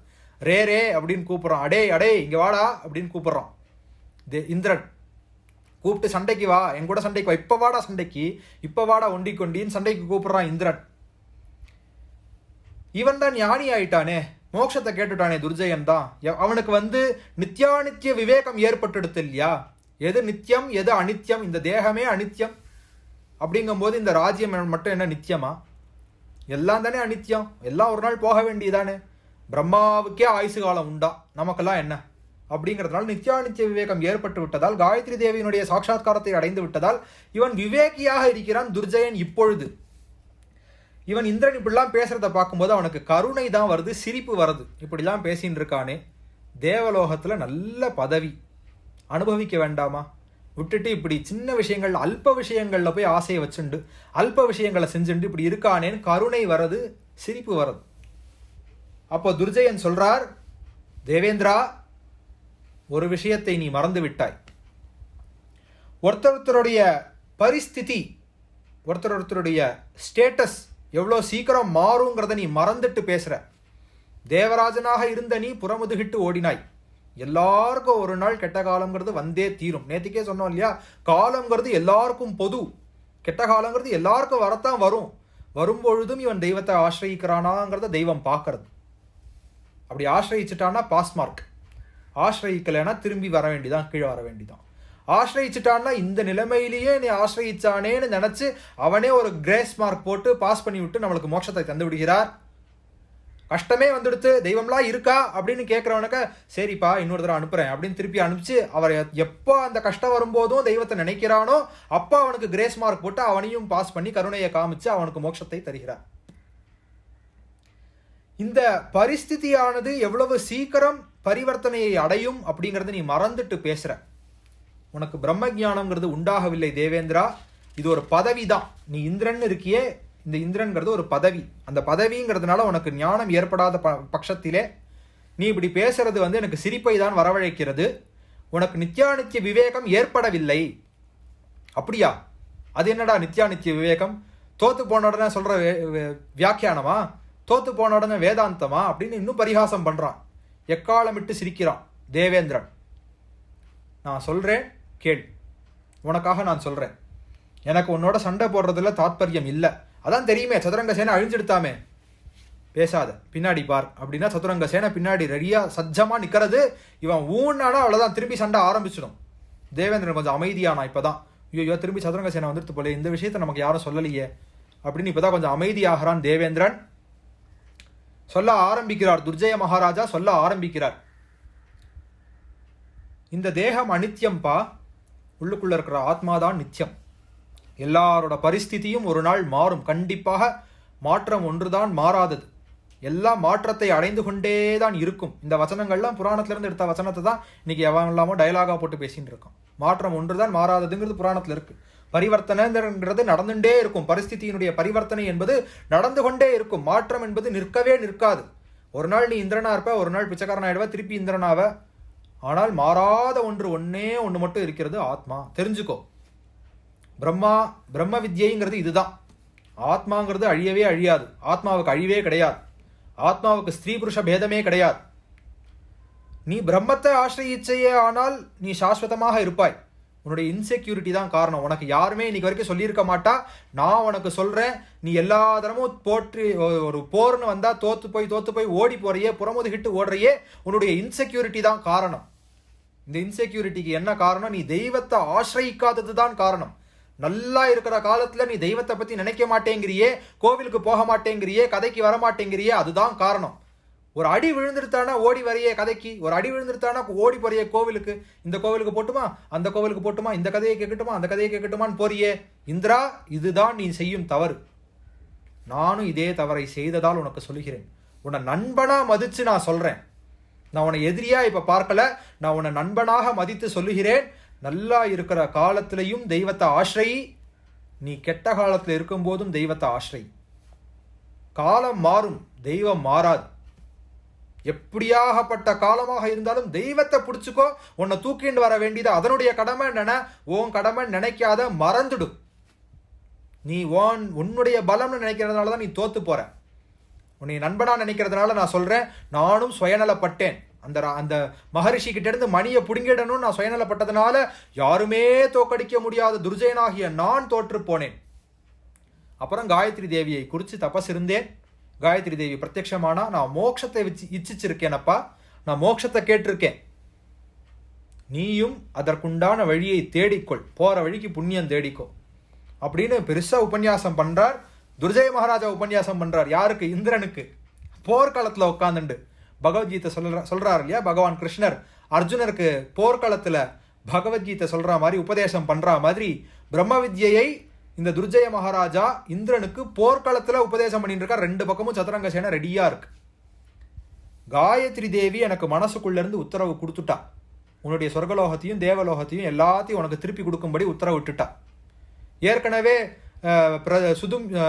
நான் வந்து 2 பேரை அனுப்பிச்சிருக்கேன் இல்லையா, வித்யுத் சுவித்யுத் அப்படின்னு 2 பேரை நான் டெபுடேஷன் பண்ணிட்டு வந்திருக்கேனே, அவளை நான் திரும்பி வாங்கோன்னு சொல்லியாச்சு. இப்போ எல்லாம் ஃப்ரீ, தேவலோகம் ஃப்ரீ, சொர்க்கலோகம் ஃப்ரீ, எல்லாம் ஃப்ரீ, நீ போகலாம். நம்மள மாதிரி தேவேந்திரன்னு சொன்னேனே, இங்கே இந்த இடத்துல உங்களுக்கு பிரத்யட்சமாக தெரிஞ்சிடும். இவ்வளோ நேரம் சொன்ன பிரம்ம வித்யை மறந்துடுது. ஆஹா, என் தேசம் எனக்கு கிடைச்சிடுத்து, என் தேவலோகம் எனக்கு பிராப்தமாயிடுத்து. போன உடனே ரம்பா மேனகா உருசி எல்லாரும் டான்ஸ் ஆட சொல்லணும். அதான் புத்தியில முதல்ல வரது அவனுக்கு. அப்பாடா எல்லாம் கிடைச்சிடுத்து. எல்லாரும் அங்கே அப்படியே இருக்காளா இல்லையோ, சப்ஜாடா எல்லாம் அப்படியே தானே இருக்கா, யாருக்கும் ஒன்றும் ஆயிடலையே, எல்லாம் அப்படியே தானே இருக்கு. கேட்டுண்டேளா அப்பப்போ உங்கள்கிட்ட வந்து சொன்னாளா, வித்யுத்தும் சுவித்யுத்தும் வந்து சொல்லிட்டு போனாளா? ஆமாம்ப்பா சொன்னான், எல்லாம் அப்படியே தான் இருக்கு, வேணும்னா போய் எடுத்துக்கோ, இல்லை சண்டை தான் போடுவேன்னா வா, சண்டை போடுறதுக்கு நான் ரெடி. எதுக்குண்ணா உங்கள்கிட்டலாம் வந்து சண்டை போட்டுன்னு இருக்க போகிறேன், எனக்கு என்ன வேணுமோ அதை கிடச்சிடுத்து, நான் பாட்டு என் வழியை பார்த்துட்டு போகிறேன். ஆனால் ஃப்ரெண்டுன்னு சொல்லிட்டேள், உபதேசம்லாம் பண்ணிட்டேள், அதனால கேட்கறதுக்கு கொஞ்சம் வெக்கமாக தான் இருக்குது, கூச்சமாக தான் இருக்குது. பரவாயில்ல, உங்கள்கிட்ட கேட்காம வேறு யார்கிட்ட கேட்க போகிறேன்? ஃப்ரெண்டு கிட்ட தானே எல்லா விஷயங்களும் சொல்லிக்கிறதுக்குன்னு ஒரு நண்பன் வேணும் இல்லையா, ஒரு சுகிருத்து வேணும். நம்ம கஷ்டத்தை நம்ம கவலையை நாமே படுற மாதிரியான துர்பாக்கியம் வேறு எதுவுமே கிடையாது. நம்ம கஷ்டத்தை சொல்லிக்கிறதுக்குன்னு ஒரு இடம் வேணும். நம்ம கஷ்டத்தை இன்னொருத்தன்ட்ட போய் சொன்னோன்னா அவனும் கஷ்டத்துல தான் இருப்பான். அவன்கிட்ட போய் சொல்லிட்டா அவன் அவன் கஷ்டத்தை நம்ம கிட்ட சொல்லுவான். அவன் என்ன அதுக்கு பரிகாரமா பண்ணி தர போறான்? 2 இடத்துல சொல்லிக்கலாம். நம்ம படக்கூடிய கஷ்டத்தை 2 பேர்கிட்ட சொல்லலாம். ஒன்று குருநாதன்ட்ட சொல்லணும், குருநாதர் அதுக்கான உண்டான உபாயத்தை பண்ணுவார். 2வது பகவான்கிட்ட சொல்லணும். நம்ம படக்கூடிய கஷ்டத்தை குருநாதர்கிட்ட சொல்லணும், இல்லாட்டி பகவான்கிட்ட சொல்லணும். ஒன்று குருநாதர் நம்முடைய யோகக்ஷேமத்தை வகிப்பார், கவலைப்படுவார், ஐயோ இவன் இப்படி இருக்கானே, இவன் என்ன ஆக போறானோ, இவனுக்கு அடுத்து நம்ம என்ன பண்ணணும், இவன் நம்மளையே சுற்றி வந்துட்டு இருக்கானே இந்த பையன், இவனுக்கு ஏதாவது ஒரு வழிகாட்டணுமே அப்படின்னு கவலைப்படுவார் குருநாதர். நம்ம கவலையை அவர் படுவார். இல்ல அனன்யா சிந்தையந்தோமான் பகவானே நினைச்சிட்டு இருந்தானா பகவான் கவலைப்படுவார். அவர் என்ன பண்ணுவார்னா உடனே டைரக்டா வந்து பண்ணிட மாட்டார், குருநாதரை கை காமிச்சு கொடுப்பார். பகவானே ஒருத்தர் நினைச்சுட்டே இருந்தானே ஆனால் அவன் அடையக்கூடிய முதல் டெஸ்டினேஷன் குருநாதர் தான். எழுதி வச்சுக்கோங்க. ஒருத்தன் பகவானையே நினைத்து கொண்டிருந்தால் பகவான் பிரத்யட்சமாகாமல் அவனிடம் குருநாதரை தான் கையை பிடிச்சு கொடுப்பார். பிடிச்சுக்கோப்பா, இவரை கையில பிடிச்சுக்கோ. வியாசாய விஷ்ணு ரூபாய வியாசரூபாய விஷ்ணவேன்னு சொல்றோம் இல்லையா, வியாசர் விஷ்ணுவனுடைய ஸ்வரூபமே. பஞ்சபாண்டவர்களுக்கு கவலை வந்த பொழுது அவர்கள் வியாசர் அங்க பிரத்யட்சமானார். திடீர்னு அங்கிருந்து வந்தார், பிரத்யட்சமானார். பிரத்யட்சமாயி பகவானாக இருக்கக்கூடிய வியாச பகவானே அவ கூடவே நடக்கிறாரான்னு பார்த்தா இல்ல, குருநாதரை கைப்பிடிச்சு கொடுக்குறார். தௌமியர் அப்படிங்கிற தன் சிஷ்யரை நினைச்சுக்கிறார். நினைச்ச மாத்திரத்தினால சித்த புருஷாலா இருக்கிறதுனால அங்கேயே ஆவிரபூத்னு வரார். அங்கேயே திடீர்னு தோன்றார் தௌமியர். தோன்றின உடனே தௌமியரை பிடிச்சு கையில கொடுக்குறார். இந்த 5 பேரும் இனிமே உன்னுடைய பொறுப்பு, கடைசி வரைக்கும் தௌமியர் வரார். புனர்பட்டாபிஷேகம் ஆற முட்டுக்கும் தௌமியரவா கூடவே தான் சஞ்சாரம் பண்றார். குருநாதரனுடைய கிருப்பை. பகவானை கும்பிட்டாலும் பகவான் நம்மளுக்கு யாரை கை காமிச்சு கொடுப்பார்னா குருநாதரை தான் கை காமிச்சு கொடுப்பார் அப்படிங்கிறத இதுல இருந்து தெரிஞ்சுக்கிறோம். அப்ப இங்க குருவாக இவன் இருக்கிறான். யார்? துர்ஜயன் குருவாக இருந்து உபதேசம் பண்ணி இருக்கிறார். ஆனா நான் ஃப்ரெண்டுன்னு சொல்லிக்கிறார் இந்திரன் கிட்ட. இந்திரனுக்கு ஃப்ரெண்டுன்னு சொன்னோன்னே ரகசியங்கள்லாம், சில ரகசியமான சந்தேகங்கள்லாம் ஃப்ரெண்டு கிட்ட கேட்கறது தானே லௌகீகம். அதை தான் இங்க இந்திரன் பண்றான். எனக்கு கேட்கறது கொஞ்சம் கூச்சமாக தான் இருக்கு, இருந்தாலும் பரவாயில்ல, வேற யார்கிட்ட போய் இந்த டவுட்லாம் கேட்க போறேன் அப்படின்னா, என்னப்பா சந்தேகம் கேள். இல்லை, எங்கள் ஆத்து வாத்தியார் இருக்காரு. யார்? இந்திரனுக்கு ஆத்து வாத்தியார் ப்ரஹஸ்பதி. அவரும் அடிக்கடி இந்த காயத்ரிங்கிறார். ஏதோ ஜபம் பண்ணும்பார், சந்தியாவந்தனம் பண்ணும்பார். எனக்கு தெரியாது. நான் முதலியே சொன்னேன் இல்லையா, இந்திரனுக்கும் நமக்கு ரொம்ப பெரிய வித்தியாசம் கிடையாதுன்னு. நம்ம கேட்க வேண்டிய கேள்வியெல்லாம் அவன் கேட்கறான். அவரும் சொல்லிகிட்டே இருப்பார்ப்பா, ப்ரஹஸ்பதி சொல்லிகிட்டே இருப்பார், காயத்ரி தேவி தான் பரமமான சக்தி, பராசக்தி காயத்ரி தேவி தான். காயத்ரியை விட்டவனுக்கு பாப விமோசனமே கிடையாது, பிராயஷ்சித்தமே கிடையாதுன்னு என்னைய அடிக்கடி ஜாகிரதை பண்ணிகிட்டே இருப்பார். ஆனால் நான் அவரை காது கொடுத்து கேட்டதே கிடையாது. இப்போ இன்னைக்கு நம்ம எப்படி என்டர்டெயின்மெண்ட்டில் மூழ்கி இருக்கோமோ, இந்திரனுக்கும் அதே மாதிரி என்டர்டெயின்மெண்ட்டில் மூழ்கி இருக்கார்.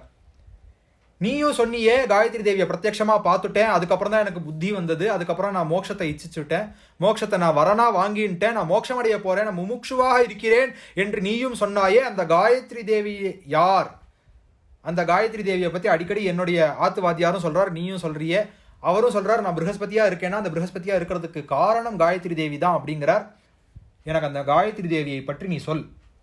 அந்த வேத மாதாவாக இருக்கக்கூடிய, ஜெகஜனனியாக இருக்கக்கூடிய காயத்ரி தேவியை பற்றி எனக்கு கொஞ்சம் சொல். அப்ப காயத்ரி தேவியை பற்றி சொல்ல ஆரம்பிக்கிறார்.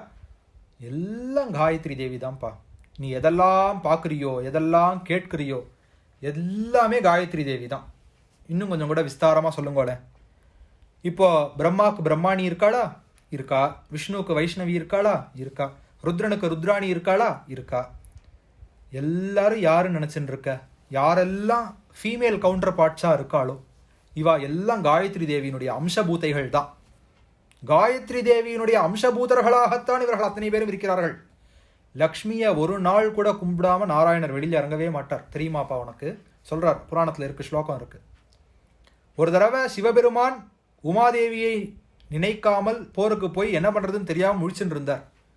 அப்புறம் உமாதேவியினுடைய ஞாபகம் வந்ததுக்கு பிற்பாடு தான் அந்த அசுரர்களை வெற்றி கொண்டார் அப்படின்னு அவருடைய கதையில ஒன்று இருக்கு அப்படின்னு துர்ஜயன் சொல்றார்.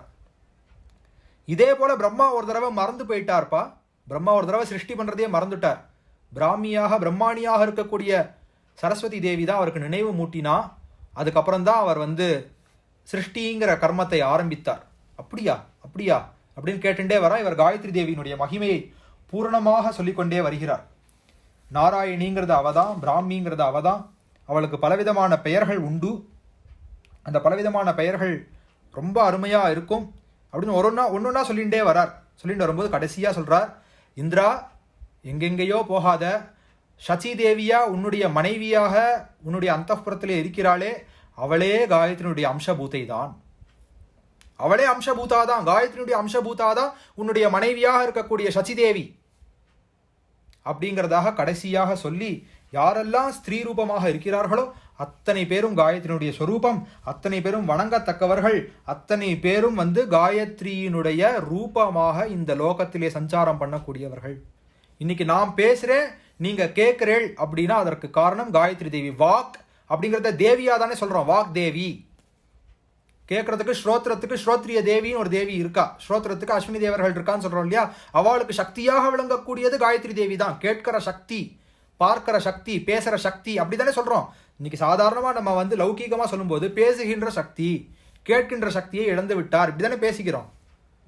அந்த சக்தி சக்தி சக்திங்கிற வார்த்தை எங்கெல்லாம் வருதோ அந்த சக்தியாக இருக்கக்கூடியது வேறு யாரும் இல்லப்பா, காயத்ரி தேவி தான். தேவராஜா, இந்த ரகசியத்தை நான் உனக்கு சொல்லிவிட்டேன். பரமமான ரகசியம் எல்லாம் காயத்ரி தேவியினுடைய சக்தியினால் மட்டுமே நடந்து கொண்டு வருகிறது அப்படிங்கிறத சொன்னதுக்கப்புறம் இந்திரனுக்கு ஓரளவுக்கு தெளிவு ஏற்பட்டது. காயத்ரி தேவியை சகல ரூபத்திலும் நாம் தியானம் பண்ணலாம், காயத்ரி தேவியை சகல ரூபத்திலும் நாம் ஆராதனை பண்ணலாம். காயத்ரி தேவியை ஆராதனை பண்ணணும்னா காயத்ரி மந்திரத்தை உபதேசம் வாங்கி கொண்டுதான் காயத்ரி தேவியை ஆராதனை பண்ண வேண்டும் என்பது இல்லாமல், காயத்ரி தேவியாக இருக்கக்கூடிய நம்முடைய வீட்டிலே இருக்கக்கூடிய பெண்களை ஆராதிப்பதாலே காயத்ரியின் ரூபமாக காயத்ரி ஆராதனை பண்ணினதுக்கு சமமாக ஆகும் அப்படின்னு துர்ஜயன் இங்க வந்து இந்திரனுக்கு உபதேசம் பண்றார். இதை ரகசியம்னு சொல்லி வேற உபதேசம் பண்றார். நான் உனக்கு ஒரு ரகசியம் சொல்றேன், இவ்வளவு தூரம் சொல்லிட்டு வந்தேனே, பிரம்மாணி வைஷ்ணவி ருத்ரணின்லாம் சொல்லிட்டு வந்தேனே, இது அத்தனை பேரும் கடைசியில யாருன்னு பார்த்தா காயத்ரி தான். உங்க ஆத்துல இருக்கக்கூடிய உன்னுடைய ஆம்படையாள் முதற்கொண்டு காயத்ரியினுடைய அம்சபூத்தை தான் அப்படிங்கிறதாக சொல்லுகிறார். சொல்லி இந்த மாதிரி ஒரு நண்பன் இன்னொரு நண்பனுக்கு சொல்றதுங்கிறது ரொம்ப விசேஷம். எல்லா பிரம்ம வித்யையுமே அப்படிதான் இருக்கும். பகவத்கீதை விட பெரிய பிரம்ம வித்யை வேற எதுவுமே கிடையாது, எல்லாருக்கும் தெரியும். அதுல கிருஷ்ணனையும் அர்ஜுனனையும் வச்சு சொல்றதுக்கு காரணம், கிருஷ்ணா அர்ஜுனர்கள் 2 பேரும் சகா, 2 பேரும் ஃப்ரெண்ட்ஸ் அப்படிங்கிறதுனால ஒரு நண்பன் இன்னொரு நண்பனுக்கு சொல்லும் பொழுதுதான் அவனுக்கு அது மண்டையில ஏறும் அப்படிங்கிறத புராணமே நமக்கு காட்டி கொடுக்கிறது. இந்த இடத்துல இவர் இப்படி சொல்லி முடிச்ச உடனே பிரம்மாவினுடைய சக்தி, ருத்ரனுடைய சக்தி, விஷ்ணுவினுடைய சக்தி, வைஷ்ணவி இப்படிலாம் சொல்லி முடிச்ச உடனே சௌனக மகரிஷி கேட்கிறார், இப்போ நீங்கள் சொன்ன கதையெல்லாம் ரொம்ப நன்னா இருந்தது, ஆனால் இந்த சக்திகள் பிரம்மாவுக்கு சக்தி, பிரம்மாவுக்கு ஒரு நாள் மறந்து போச்சுன்னு சொன்னாலே, சிருஷ்டி மறந்து போச்சு, சரஸ்வதி தேவி தான் அப்புறம் நினைவு மூட்டினான்னு சொன்னாலே, அது என்ன கதை அப்படின்னு கேட்குறார். வழக்கம் போல நம்ம சூத பௌராணிகர், நல்ல கேள்வியை கேட்டீர்கள் மகாமதே, நல்ல சமயத்தில் இந்த கேள்வியை கேட்டேள்.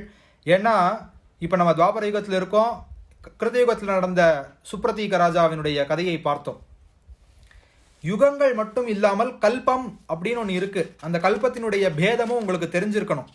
நம்ம வந்து நம்மளுடைய தியான ஸ்லோகத்தில் சொல்றோம் இல்லையா, என்ன சொல்றோம், யஸ்மிம் திஷ்டதி யாஸ்தி சாஸ்த சமயே கல்பானு கல்பே புனஹா, கல்ப கல்ப காலமாக, கல்பகோட்டி காலமாக ஒரே மாதிரியாக ஜெகத் சிருஷ்டி நடந்து கொண்டு வருகிறது அப்படின்னு நம்ம தியான ஸ்லோகத்தில் பார்க்குறோம் இல்லையா, புராண தியான ஸ்லோகத்தில்.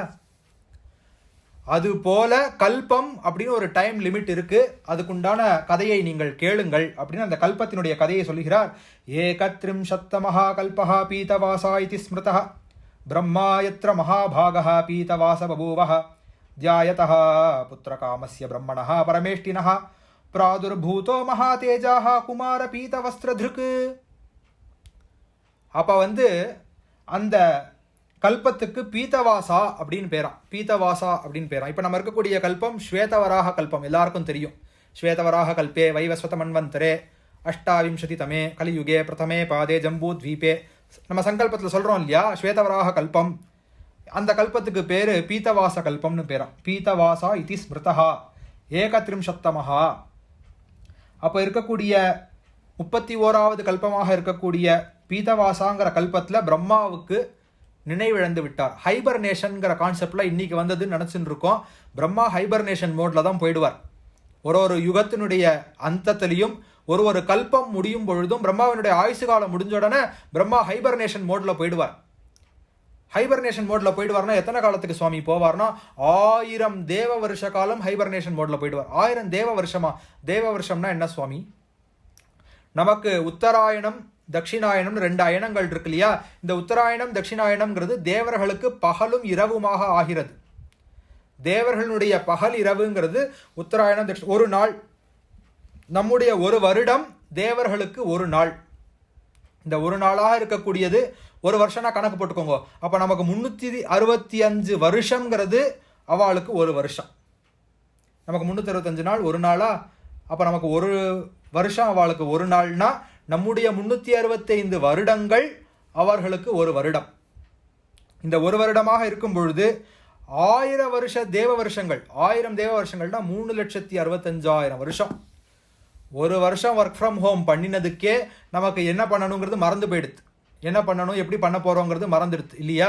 நாளைக்கு எப்படி வேலை பார்க்கணும், ஆஃபீஸில் எப்படி வேலை பார்த்துட்டு இருந்தோம், எதுவுமே நமக்கு ஞாபகம் இல்லை. ஒரு வருஷ காலம் வந்து நம்ம பண்ணினதுனால, ஒர்க் ஃப்ரம் ஹோம் பண்ணினதுனாலேயே. ஆனால் அவ பண்ணினது வந்து 1000 தேவ வருஷங்கள், 1000 தேவ வருஷங்கள் அவர் வந்து பிரம்மா வந்து இருக்கார், ஹைபர்னேஷன் மோட்ல இருக்கார். அப்படிங்கிறதுனால 1000 வருஷங்கள் அவர் சிருஷ்டி மறந்து போயிடுது. 1000 வருஷம் இருந்ததுனால சிருஷ்டி ஞாபகம் இல்லை, சிருஷ்டி மறந்துடுது. சிருஷ்டி மறந்து போன காரணத்தினாலே தபஸ் பண்றார். எங்கிருந்து வந்தோம், என்ன பண்ணின்னு இருக்கோம் அப்படின்னு தபஸ் பண்ண ஆரம்பிக்கிறார். எங்க போயின்னு இருக்கோம், என்ன பண்ணணும், நம்மளுடைய கர்த்தவியம் என்ன அப்படிங்கிறத தபஸ் பண்ண ஆரம்பிக்கிறார். தபஸ் பண்ணுவதை ஆரம்பிக்கும் பொழுது அவருக்கு தெரிய வருகிறது, சிருஷ்டி பண்றது தான் நம்மளுடைய வேலை. அப்போ ஒரு திவ்யமான புருஷன் ஒருத்தன் அங்கே உத்பவமாகிறார். பீத வஸ்திர திருக்கு குமாரஹா மகா தேஜாஹா மகா தேஜஸ் பொருந்தின ஒருத்தர் ஒரு பீத்த வஸ்திரத்தை தரித்து கொண்டு தங்கமயமான ஆடையை தரித்து கொண்டு தங்கமயமான பூநூலை அணிந்து கொண்டு அங்கே ஒருத்தர் வருகிறார். ஜாயதா புத்திரகாமஸ்ய, என்ன வேண்டினார்? புத்திரன் வேண்டினார். யாரு? பிரம்மா. எனக்கு அடுத்து என்னுடைய வேலையை செய்வதற்கு புத்திரன் வேண்டும். இந்த மகா தேஜராக ஒருத்தர் ஆவிர்பவிச்சாரே, இந்த ஆவிர்பவிச்சவர் அங்க ஒரு அவருடைய வாயை திறக்கிறார். 4 கால்களை கொண்ட ஒரு பசு அவருடைய வாயிலிருந்து வெளியே வருகிறது. 4 கால்களை கொண்ட பசு அவரோட வாயிலிருந்து வெளியில வரது. வெளியில வந்த உடனே அந்த பசுவினிடம் இந்த மகான், இந்த தேஜஸ்வியாக இருக்கக்கூடிய புருஷன் நமஸ்காரம் பண்ணி வேண்டிக்கிறார். அம்மா, நீதான் மகாமாயா, நீதான் மகாதேவி, நீதான் மகாசக்தி, எனக்கு இந்த பிரம்மாவுக்கு புத்திரனை அனுகிரகிக்கும்படியான சக்தியை தா அப்படிங்கிறதாக வேண்டிக்கிறார். வேண்டின்ற உடனேயே அந்த தேவியும் அந்த கௌவினுடைய வடிவமாக இருக்கக்கூடிய பசுவின் வடிவமாக இருக்கக்கூடிய அந்த தேவியும் அந்த அனுகிரகத்தை இவருக்காக பண்ணுகிறாள். இந்த சங்கரருக்கு பண்றா. பீத்தவஸ்திரத்திற்கு மகா தேஜகான்னு சொன்னோமே, இவருக்கு அந்த அனுகிரகத்தை பண்ணுகிறாள். பண்ணியவுடன் இவர் அந்த அனுகிரகத்தை வாங்கி பிரம்மாவுக்கு பாஸ் பண்றார். பிரம்மாவுக்கு ஆச்சரியமா இருக்கு. இவர் தான் மகாபுருஷர் நினைச்சுட்டு இருந்தோம். இவர் வாயை திறந்தார். இவர் வாயிலிருந்து 4 கால்கள் கொண்ட ஒரு பசு உத்பவமாச்சு. அந்த பசு ஒரு பேசுறது, அந்த பசு பேசுறது, அந்த பசு கிட்ட இவர் அனுகிரகம் வாங்கி நமக்கு அனுகிரகம் தராரே அப்படின்னு ஆச்சரியமாக பார்க்கிறார். பார்த்து அதுக்கப்புறம் அப்போ நீ கவலைப்படாத, உனக்கு ஞாபகப்படுத்துறதுக்கு பிரம்மாணி அப்படிங்கிற சக்தியை உண்டாக்குறேன் அப்படின்னு அந்த மகாபுருஷன் சொல்ல, பிரம்மாணிங்கிற சக்தி உண்டாகி லோக சிருஷ்டியை பண்ணிட்டு வரார் பிரம்மா. பண்ணிட்டு வந்துட்டே இருக்கும்போது அந்த கல்பகாலம் முடிந்து விட்டது. அந்த கல்பகாலம் முடிந்து, அந்த பீத்தவாச கல்பஸ்மிருதகான் வந்ததே, அந்த பீத்தவாச கல்பம் முடிந்து விட்டது. அடுத்த கல்பம் ஆரம்பிக்கிறது. அதற்கு அசித கல்பம் என்று பெயர். அடுத்த கல்பம் ஆரம்பிக்கிறது. அந்த கல்பத்துக்கு அசித கல்பம் என்று பெயர். ததஸ்தஸ்மின் கதே கல்பே பீதவர்ணே ஸ்வயம்புவ புனரண்யஹ பிரவருத்தஸ்து கல்போ நாம்னாஸ்தி நாம்னா அசிதஸ்து சஹா. அடுத்து அசித கல்பம்ங்கிற கல்பம் உண்டாகிறது. இதுலேயும் இதே மாதிரி பிரம்மா முதல்ல ஹைபர்னேஷன் மோட்லேருந்து வெளியில் வரும்போது எல்லாம் மறந்துடுறார். திரும்ப அதே மாதிரி பகவானை நோக்கி தபஸ் பண்ணுகிறார். திரும்பி ஒரு ஆள் வரா. இப்போ வரக்கூடியது யார் அப்படின்னு பார்த்தா காயத்ரி தேவி வரா. இந்த அசித கல்பத்தில் காயத்ரி தேவி பிரத்யக்ஷமாகிறா. காயத்ரி தேவி பிரத்யக்ஷமாகி இவர் கையில் சரஸ்வதியை கொடுக்குறா. சரஸ்வதியை அனுகிரகம் பண்ணுறா. சரஸ்வதி அப்படிங்கிற தேவி இப்போ வருவா, என்னுள்ளிருந்து தோன்றுவாள். இந்த சரஸ்வதி உனக்கு சிருஷ்டியை நினைவு மூட்டுவாள் அப்படிங்கிறதாக காயத்ரி தேவி அவருக்கு அனுகிரகம் பண்ணிட்டு அங்கேயே அந்தர்தானம் அடைஞ்சுடுறா. போன தடவை ஒரு மகாபுருஷர் வந்தார். அவர் வாயிலிருந்து ஒரு பசு வந்தது. அந்த பசுவை வேண்டின்றார், நமக்கு சிருஷ்டி பண்ணக்கூடிய அதிகாரத்தை தந்தார். இப்போ சாட்சாத் மகாபிரகிருதியாக இருக்கக்கூடிய பராசக்தியாக இருக்கக்கூடிய அந்த காயத்ரி தேவியே பிரத்யக்ஷமாகி நான் உனக்கு சரஸ்வதியை தரேன், சரஸ்வதி மற்றதெல்லாம் பார்த்துப்பா அப்படின்னு அனுகிரகம் பண்ணிட்டு போயிட்டாளே அப்படின்னு ஒன்று நினச்சிட்டே இருக்கார். அப்போ சரஸ்வதி தேவி நேர தோன்றிட்டா. நேர தோன்றினா நல்ல வெள்ளை வஸ்திரம், சுப்ர வஸ்திரம் அணிந்து கொண்டு கையில் வீணையை வச்சுண்டு சரஸ்வதி தேவி பிரத்யக்ஷமாறா. அப்போ சரஸ்வதி தேவியினுடைய தத்துவார்த்தத்தை பிரம்மா கேட்கிறார். உன்னுடைய தத்துவார்த்தம் என்னம்மா நீ ஏமா தாமரையில் உட்காண்டிருக்க, ஏன் ஜலத்தில் இருக்க, ஏன் கீழே சகதியாக இருக்கு, ஏன் 4 கை இருக்கு உனக்கு, ஒன்னொன்னா கேட்டுட்டே வரார். ஒரு கையில் புஸ்தகம் வச்சுருக்க, ஒரு கையில் ஒரு கும்ப ஜலம் வச்சுருக்க, ஒரு கையில் வீணை, 2 கையால் வீணை வாசிக்கிறியே, இதுக்கெல்லாம் என்னம்மா அர்த்தம் அப்படிங்கிறதாக கேட்கிறார். வாணி அதை சொல்லிகிட்டே வரா. அப்பா, இந்த ஜலம் இருக்கிறதே, இந்த ஜலம் ரொம்ப பிரதானம். இந்த கும்ப ஜலம் இருக்கிறதே நிறைகுடம் தழும்பாது அப்படின்னு நம்ம சொல்கிறோம் இல்லையா? தமிழில் ஒரு பழமொழி இருக்குது நமக்கு, குறைகுடம் கூத்தாடும் நிறைகுடம் தழும்பாது அப்படிங்கிற பழமொழி இருக்குது. அதுபோல் நிறைகுடம் தழும்பாதப்பா, அதை காண்பிப்பதற்காகத்தான் நான் இந்த கும்ப ஜலத்தை கையிலே வைத்து கொண்டிருக்கிறேன். என்னை சுற்றி இருக்கக்கூடிய ஜலம் என்னன்னு பார்த்தீங்கன்னா சம்சாரம். என்னை சுற்றி ஜலமாக இருக்கே, இந்த ஜலம் சம்சாரம். அப்போது அந்த கீச்சட் அப்படின்னு நம்ம ஹிந்தியில் சொல்கிறோம் இல்லையா, அந்த கீச்சடுங்கிறது சகதி, சேர். இந்த சேர் ஏமா இருக்குது அப்படின்னா, எல்லாரும் முதல்ல சேரு சகதியில் தான்ப்பா இருப்பா. எல்லாரும் சகதியில் தான் இருப்பா. சம்சாரம்ங்கிற சகதியில் தான் எல்லாரும் இருப்பா. அவளுக்கு விஷய சுகம், இந்திரிய வாசனைகள் அப்படிங்கிற சகதி எல்லாருக்கும் உண்டு. அது இல்லாத மனுஷியா கிடையவே கிடையாது. ஆனால் சேத்துல தான் செந்தாமரை முளைக்குங்கிறத காட்டுறதுக்காக நான் வெண்தாமரையிலே உட்கார்ந்து கொண்டிருக்கிறேன். சேத்துல தானே தாமரை முளைக்கிறது. சுத்தமான ஜலம் எங்கேயாவது கொண்டு போய் வைங்கோ. சுத்தமான ஜலத்தில் எங்கேயாவது தாமரை முளைச்சி யாராவது பார்த்துருக்கேளா? எல்லாம் சேத்துல தான் செந்தாமரை முளைக்கிறது, சேத்துல தான் தாமரை முளைக்கிறது. அதை காட்டுவதற்காகத்தான் மகா பதிதனாக எவன் ஒருத்தன் இருந்தாலும், மகா பாப்பியாக எவன் ஒருத்தன் இருந்தாலும், பஞ்சமகா பாதகங்களை எவன் ஒருத்தன் செய்தாலும் அவனுக்கும் ஒரு வழி உண்டு, அவனும் மேலே வரலாம் அப்படிங்கிறத காட்டுறதுக்காக நான் இந்த சகதியிலே முளைக்கக்கூடிய தாமரையிலே அமர்ந்திருக்கிறேன். அப்படியா? ரொம்ப சந்தோஷம். அடுத்தது, நீங்கள் இந்த கையில் புஸ்தகம் வச்சுருக்கேளே, ஒருத்தன் இன்னொருத்தனுக்கு சொல்லி கொடுக்கும்போது அதில் வந்து டேட்டா லாஸ் ஆகிடும். இன்றைக்கி தான் நம்ம டேட்டா லாஸ், இன்ஃபர்மேஷன் லாஸ்லாம் பேசுகிறோங்கிறது கிடையாது. சரஸ்வதி தேவி பேசுகிறா. இன்றைக்கி நம்ம ஒரு 10 நிமிஷம் 15 நிமிஷம் எக்ஸ்ட்ராவாகவே பேசுவோம். முக்கியமான விஷயமா, முக்கியமான ரகசியமாக இருக்கிறதுனால ஒரு 10 நிமிஷம் எக்ஸ்ட்ராவாக பேசுவோம். இந்த புஸ்தகமாகப்பட்டது இருக்கிறதே, இது ஒரு டாக்குமெண்ட்டுப்பா. இது டாக்குமெண்ட். இப்போ நான் வந்து என்னுடைய முகத்திலிருந்து, வாயிலிருந்து வார்த்தைகளாக உனக்கு சில விஷயங்களை சொல்லுவேனே, ஆனால் அதை நீ இன்னொருத்தனுக்கு சொல்லும்போது பாதி விஷயத்தை நீ மறந்துடுவ. அந்த விஷயம் டேட்டா லாஸ் ஆகிடும். ஆனால் இதை நான் புஸ்தகத்தில் எழுதி வச்சுட்டேன்னா இது மறக்கவே மறக்காது. எல்லாருக்கும் இது தெரியும். இதை தான் நான் செய்கிறேன், இதை தான் நான் பண்ணுறேங்கிறது எல்லாருக்கும் தெரியும். டாக்குமெண்ட் ஆயிடுத்துங்கிறதுனால பிரச்சனை இல்லை. அதனால தான் டாக்குமெண்டேஷன் இஸ் வெரி இம்பார்ட்டன்ட்டுங்கிறதுனால இந்த புஸ்தகத்தை, இந்த ஏட்டை நான் கையிலே வைத்து கொண்டிருக்கிறேன். ஏதாவது மாற்றிக்கணும், அப்பப்போ ஏற்ற மாதிரி இதை அப்டேட் பண்ணிக்கணும்னா நான் எழுதிண்டே போகிறதுக்கு இதில் சுவடிகள் இருக்கின்றன அப்படிங்கிறத சரஸ்வதி தேவி பிரம்மாவுக்கு, ஹிரண்ய கர்ப்பருக்கு சொல்லுகிறாள். சரி, இதையும் கமண்டலு சொல்லியாச்சு, ஜலம் சொல்லியாச்சு, புஸ்தகம் சொல்லியாச்சு, கமலம் சொல்லியாச்சு. இந்த வீணையை என்னமா கையில் வச்சுன்னு இருக்க அப்படின்னு கேட்குறார். இதுதான் ரகசியம், ரொம்ப ரகசியம். இந்த வீணையை ஏன் நீ கையில் வச்சுட்டே சுற்றின்னு இருக்க அப்படின்னு கேட்குறார். இங்கே ஒரு சாப்டராகவே சொல்லியிருக்கு இந்த புஸ்தகத்தில், காயத்ரி புராண புஸ்தகத்தில் வீணாக்கா ரகசிய அப்படின்னு ஒரு சாப்டராகவே அது சொல்லியிருக்கு. இந்த வீணைங்கிறது உன்னுடைய தேகம்தானப்பா, உன்னுடைய தேகம்தான் இந்த வீணை. பாட்டு இருக்கு இல்லையா, சுத்தானந்த பாரதியினுடைய பாட்டு. ஜங்கார ஸ்ருதி செய்குவாய் ஜீவ வீணையில், ஜங்கார ஸ்ருதி செய்குவாய் ஜீவ வீணையில், சங்கீதாமிருதம் பெய்குவாய் ஜெகதீஸ்வரனே ஜங்கார ஸ்ருதி செய்குவாய். பாட்டு இருக்கு இல்லையா, அதான் இந்த ஜீவனாக இருக்கக்கூடியது தான் இந்த வீணைங்கிறது நீ ஞாபகம் வச்சுக்கோ. இதில் வரக்கூடிய நாத பிரம்மம் தான் முதலே இருந்ததுங்கிறத எல்லாரும் தெரிஞ்சுக்கணுங்கிறதுக்காக நாதத்தை எழுப்பக்கூடிய வீணையை நான் கையிலே வைத்து கொண்டிருக்கிறேன். இங்கே ரகசியமான ஒரு விஷயத்தை சரஸ்வதி தேவி சொல்றா பிரம்மாவுக்கு. நாதத்திலிருந்து ஒளி உண்டாகும்.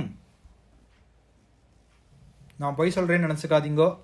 நம்ம கதை முடிச்சதுக்கப்புறம் நீங்கள்லாம் கூகுளில் போய் பார்க்கலாம். சோனோ லூமினிசன்ஸ்னு பேர். சோனோ லூமினிசன்ஸ் அப்படின்னு பெயர். யாராவது தியரிட்டிக்கல் ஃபிசிசிஸ்டோ யாராவது இருந்தேன்னா, ஃபிசிக்ஸுக்கு இதுக்கு ஆன்சர் கிடையாதுங்கிற விஷயம் உங்களுக்கு தெரியும். ஃபிசிக்ஸால் இதை எக்ஸ்பிளைன் பண்ண முடியாது. இது ஒரே ஒரு ஜீவராசியிலே தெரிகிறது, மேண்டிஸ் ஷ்ரிம்ப் அப்படிங்கிற ஜீவராசியில் இது தெரியறது. இதுக்கு பலவிதமான காரணங்களை அனுமானமாக இன்றைக்கு இருக்கக்கூடிய வைஞ்ஞானிகர்கள் அனுமானமாக சொல்லி கொண்டு வருகிறார்கள். இப்படியும் இருக்கலாம், அப்படியும் இருக்கலாம். அவளுக்கு அதோட ரகசியம் தெரியாது. ஆனால் சப்தம் ஒளியை உண்டாக்கக்கூடியது. இந்த சப்தத்திலிருந்து தான் நான் ஜங்கார ஸ்ருதி செய்தால்தான் ஒளி உண்டாகும். அந்த ஒளிதான் எல்லா இடத்தையும் பிரகாசிப்பிக்கிறது அப்படிங்கிறதாக சரஸ்வதி தேவி அந்த ரகசியத்தை சொல்லுகிறாள். அந்த ரகசியம் புராணத்தில் இருக்குது. அந்த ரகசியத்தை நான் உங்களுக்கு சொல்ல போகிறதில்லை. ஏன்னா சயின்ஸு தான் ரொம்ப பெருசு நம்ம நினச்சின்னு இருக்கோம். புராணங்கள்லாம் ஒன்றுமே கிடையாது. ஆனால் எங்களை மாதிரி பௌராணிகாலுக்கு சோனோலூமினிசன்ஸினுடைய ரகசியம் தெரியும். மற்ற யாருக்கும் சோனோலூமினிசன்ஸோட ரகசியம் தெரியாது. இதை தெரிஞ்சுக்கணும்னு ஆசைப்பட்டேன்னா புராண புஸ்தகங்கள், என்ன புராண புஸ்தகமாக இருந்தாலும் வாங்கி படிங்கோ. சரஸ்வதி தேவி எல்லா புராண புஸ்தகத்துலையும் கண்டிப்பாக வந்து பிரம்மாவினுடைய அந்த சம்வாதத்திலே இந்த சோனோலூமினிசன்ஸினுடைய ரகசியத்தை சொல்லிக் கொடுப்பா. இதை நீங்கள் பெருசாக பேப்பராக பப்ளிஷ் பண்ணேன்னா உங்களுக்கு நோபல் பிரைஸ் கூட கிடைக்கலாம். சோனோலூமினிசன்ஸ் அப்படிங்கிற ஒரு ஃபினாமினாவை நீங்கள் வந்து பிரத்யட்சமாக பண்ணி காமிச்சிட்டேள், இதனால தான் நடக்கிறதுன்னு சொல்லிட்டேள்னா அது சொல்கிறா. அந்த சரஸ்வதி தேவி அந்த ரகசியத்தில் வரது. அது இன்னைக்கு சயின்ஸும் ஒத்துக்கிறது. இந்த நான் சொல்ல போடக்கூடிய விஷயத்தை, ஃபேக்டை சயின்ஸும் ஒத்துக்கிறது. சூரியனை விட 10 மடங்கு, சூரியனுடைய சர்ஃபேஸ் டெம்பரேச்சர் நம்ம எதை சொல்கிறோமோ அதை விட 10 மடங்கு ஜாஸ்தியாக அந்த சப்தம் வந்து ஹீட்டை உண்டு பண்ணுமா. அந்த ஹீட்டை உண்டு பண்ணுறதுனால ஏற்படக்கூடிய ஒளி தான் இது அப்படிங்கிறதாக நான் இப்போ மேலோட்டமான விஷயத்தை தான் சொல்லியிருக்கேன். ரகசியத்தை சரஸ்வதி சொன்ன ரகசியத்தை நான் சொல்லலை அப்படிங்கிறதாக சொல்லுகிறார்கள். ஆனால் அந்த நாதம் ஒளியை உண்டு பண்ணுங்கிறத நீ தெரிஞ்சுக்கோ. இந்த நாதம் எல்லாவற்றையும் கொடுக்க வல்லதுப்பா. எதுதான் இந்த நாதம் கொடுக்காது? உனக்கு பணம் வேணுமா, பணத்தை கொடுக்கும்.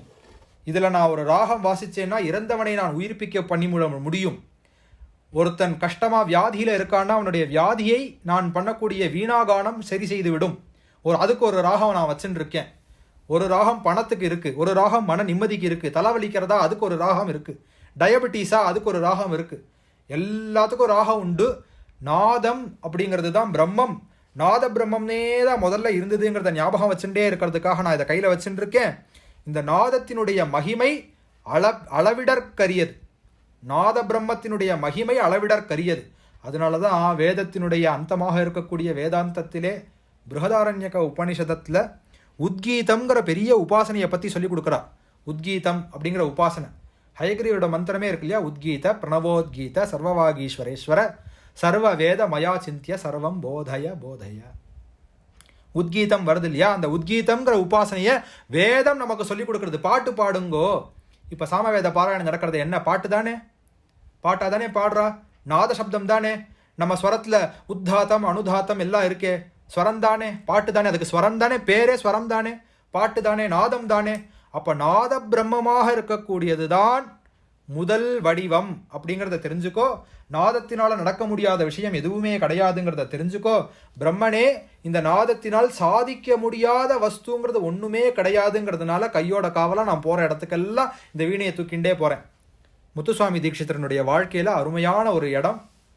அவருடைய மனைவி கேட்கிறா, நீங்கள் அந்த வீணையை கட்டிகிட்டே சுற்றின்னு இருக்கேள், அந்த வீணை உங்களுக்கு மந்திர சித்தியினால் கிடச்சிதுங்கிறது எல்லாருக்கும் தெரியும். கங்கையில் நீங்கள் மூழ்கி எந்திரிக்கும் போது கிடச்சிது. வீணையை வச்சு பாட்டு பாடிகிட்டே தான் இருக்கேள். ஆற்றுக்கு ஒன்றும் ஒரு பைசா ஆற்றுக்கு வரமாட்டேங்கிறது. நான் எப்படி குடும்பம் நடத்துறது? எல்லா தர்மபத்னிகளுக்கும் இருக்கக்கூடிய கேள்வி தானே. சாதாரணமாக போய் கேட்டுடுறா. என்றைக்குமே மகாபுருஷாளுக்கு ஒரே ஒரு விஷயந்தான், அவளை எல்லாரும் தெரிஞ்சுப்பா, அவள் ஆற்றுல இருக்கிறவா அவளை தெரிஞ்சுக்க மாட்டா. மாயை அப்படி மறைக்கும். நம்ம ஆத்துக்காரர் தானே, நம்ம பிள்ளை தானே, நம்ம அண்ணா தானே, நம்மளுடைய பர்த்தா தானே அப்படிங்கிற மாதிரி அவளுடைய கண்களை போய் மாயை மறைத்து விடும். அவ்வளோ பெரிய மகான் முத்துசுவாமி தீட்சிதர். அவர் பொண்டாட்டி போய் கேட்குறா, எனக்கு சம்பாதிச்சு போடுறேளா, எனக்கு என்ன பண்ணுறேள், நான் எப்படி குடும்பம் நடத்துறது அப்படிங்கிறதாக போய் கேள்வி கேட்கும் பொழுது லலிதாவில் அவர் பாட்டு பாடுறார். ஹிரண்மயீம் லக்ஷ்மியின் பாட்டு பாடுறார். சதா பஜாமி ஹீனமானவாஸ்ரயம் த்யஜாமி சிரதர சம்பத் பிரதா க்ஷீராம்புதிதனயாம் ஹரிவக்ஷஸ்தலாலயாம் ஹரிணீம் சரண கிசலயாம் திருதகர குவலயமரகதமணிமயவலயாம் ஹிரண்மயீம் லக்ஷ்மீம் சதா பஜாமி ஹீனமானவாஸ்ரயம் த்யஜாமி. பாட்டு பாடி முடிக்கிறார். ஸ்வர்ணாபரண பூஷிதையாக சகலாபரண பூஷிதையாக லக்ஷ்மி தேவியே நேர இறங்கி வந்துடுறா. வந்து அத்தன் நகையும் கழட்டி அவர் மனைவிக்கு கொடுக்குறா. அப்புறம் தன்னுடைய தவறுதலை நினைத்து மன்னித்து கண்ணீரோடு மன்னிப்பு கோருகிறார் அப்படிங்கிறதாக சரித்திரம் இன்னைக்கு இருக்கே. முத்துசுவாமி தீட்சிதருடைய வாழ்க்கையில சரித்திரம் இருக்கே. நாதத்தால கிடைக்காதது எதுப்பா அப்படின்னு சரஸ்வதி கேட்கிறாளே, அதை சத்தியம் பண்ணி காமிச்சிருக்காளே. நான் சொல்றது என்னைக்கோ புராண கதை, ஏதோ அந்த யுகத்தில் நடந்து இந்த யுகத்தில் நடந்ததுன்னு சொல்ல 1800களில் நடந்த கதையை நான் உங்களுக்கு இப்போ சொல்லிட்டு இருக்கேன். 1800களில் நடந்த கதை இது நடந்திருக்கு. முத்துசுவாமி தீட்சிதருடைய வாழ்க்கையில இது நடந்திருக்கு. இன்னைக்கும் நாதோபாசனை பண்றவா, நாதத்தையே உபாசனை பண்றவா எத்தனையோ விஷயங்களை ராகங்கள் மூலமாகவே சாதிச்சுக்கிறா. டயபெட்டிஸ் இருந்தால் பைரவி கேளுங்கோ, ஒத்த தலைவலி இருந்தால் சஹானா கேளுங்கோ, ஹிந்தோளம் கேட்டால் எவ்வளோ நல்ல மனசுக்கு நல்லது. எவ்வளவோ ராகங்களை பற்றின ராக பாவார்த்தம் அப்படிங்கிற புஸ்தகம் இருக்குது, வாங்கி படிங்கோ, ரொம்ப நல்ல புஸ்தகம். அதில் இந்த எல்லா விதமான பலன்களையும் கொடுக்க வல்ல ராகங்களை பற்றிய விஷயங்கள் எல்லாம் அதில் கொடுத்துருக்கு. அதை சரஸ்வதி தேவி சொல்கிறா, இதுதான் வீணையினுடைய ரகசியம், இதனால தான் வீணையை நான் கையிலேயே வச்சுட்டு இருக்கேன். ஆனால் நான் உங்களுக்கு சொல்லாமல் விட்ட ரகசியம் இந்த புராணத்தில் இருக்கக்கூடிய விஷயம். சோனோலுமினிசன்ஸ் என்ன தேடி பாருங்கோ. புராணத்தில் அப்போ தான் நமக்கு ருச்சி ஏற்படும். புராணங்கிறது கட்டுக்கதை இல்லை. புராணங்கிறது நம்மளுடைய அறிவியலையும் தாண்டிய ஒரு விஷயம். அறிவியலால் கண்டுபிடிக்க முடியாத விஷயம் புராணத்தில் தான் இருக்குது. ஏன்னா அவனுக்கு பக்தி இல்லை. ஏன் இவனால் சோனோலுமினிசன்ஸ் கண்டுபிடிக்க முடியல? வார்த்தைக்கு பேர் கொடுத்துட்டான், சத்தத்திலிருந்து ஒளி வர்றதுனால சோனோனா சத்தம்னு அர்த்தம், எல்லாருக்கும் தெரியும். அல்ட்ராசானிக்னு சொல்கிறோம் இல்லையா, சத்தம்னு அர்த்தம். சோனோனா லூமினிசன்ஸ்னா வெளிச்சம், சத்தத்திலிருந்து வெளிச்சம் வருதுன்னு அதுக்கு பேரை மட்டுமா கொடுத்துருக்கான். அவனுக்கு காரணம் தெரியலை. ஏன்? பக்தி இல்லை, தேவதா பக்தி இல்லை, நம்மளை தாண்டி ஒரு சக்தி இருக்குங்கிற பக்தி இல்லை, பணிவு இல்லை. இந்திரனை போல மதம் பிடிச்சி சுற்றின்னு இருக்கான், அவனுக்கு பதில் கிடைக்கல. நீங்கள் எல்லாம் கண்டிப்பாக புராண புஸ்தகம் வாங்கி படிப்பேன்னு எனக்கு நல்லா தெரியும். வாங்கி படிங்கோ. சோனா லூமினிசன்ஸில் பேப்பர் பப்ளிஷ் பண்ணுங்கோ. எல்லாருக்கும் நோபல் பிரைஸ் கிடைக்கணும்னு காயத்ரி தேவியை வேண்டிண்டு இன்னைக்கு புராண கதையை இதோட இது பண்ணிக்கிறேன். நாளைக்கு முக்கியமான கட்டம், நாளைக்கு காயத்ரி சஹஸ்ரநாமம் அவசியம். நீங்கள் மட்டும் இல்லாமல் உங்களை தெரிஞ்சவாள்லாம் சேர்த்து கூட்டிட்டு வாங்கோ. ரொம்ப அருமையான சஹஸ்ரநாமம். இதை மாதிரி ஒரு ரகசிய நாம சாகசிரகம் வேறு எதுவுமே எனக்கு இத்தனை வயசாகிடுத்து, இத்தனை வயசில் நான் எங்கேயுமே கேட்டதில்லை. இத்தனை 30 வயசு காலத்தில் நான் கேட்ட சஹஸ்ரநாமங்களில் அருமையான சஹஸ்ரநாமம் இந்த காயத்ரியுடைய சஹஸ்ரநாமம் தான். நான் இதை எக்ஸாஜரேட் பண்ணி சொல்லலை, புராணத்துக்காக சொல்லலை, சத்தியமான வார்த்தையாக சொல்கிறேன். காயத்ரி தேவியினுடைய சன்னிதானத்தில் வச்சு சொல்கிறேன். கண்டிப்பாக நாளைக்கு எல்லாரும் அவசியம் சீக்கிரமாகவே கதைக்கு வந்து கேட்க வேண்டுமாய் பிரார்த்தித்துக் கொள்கிறேன். சத்குரு சுவாமினஹா ஜெய்.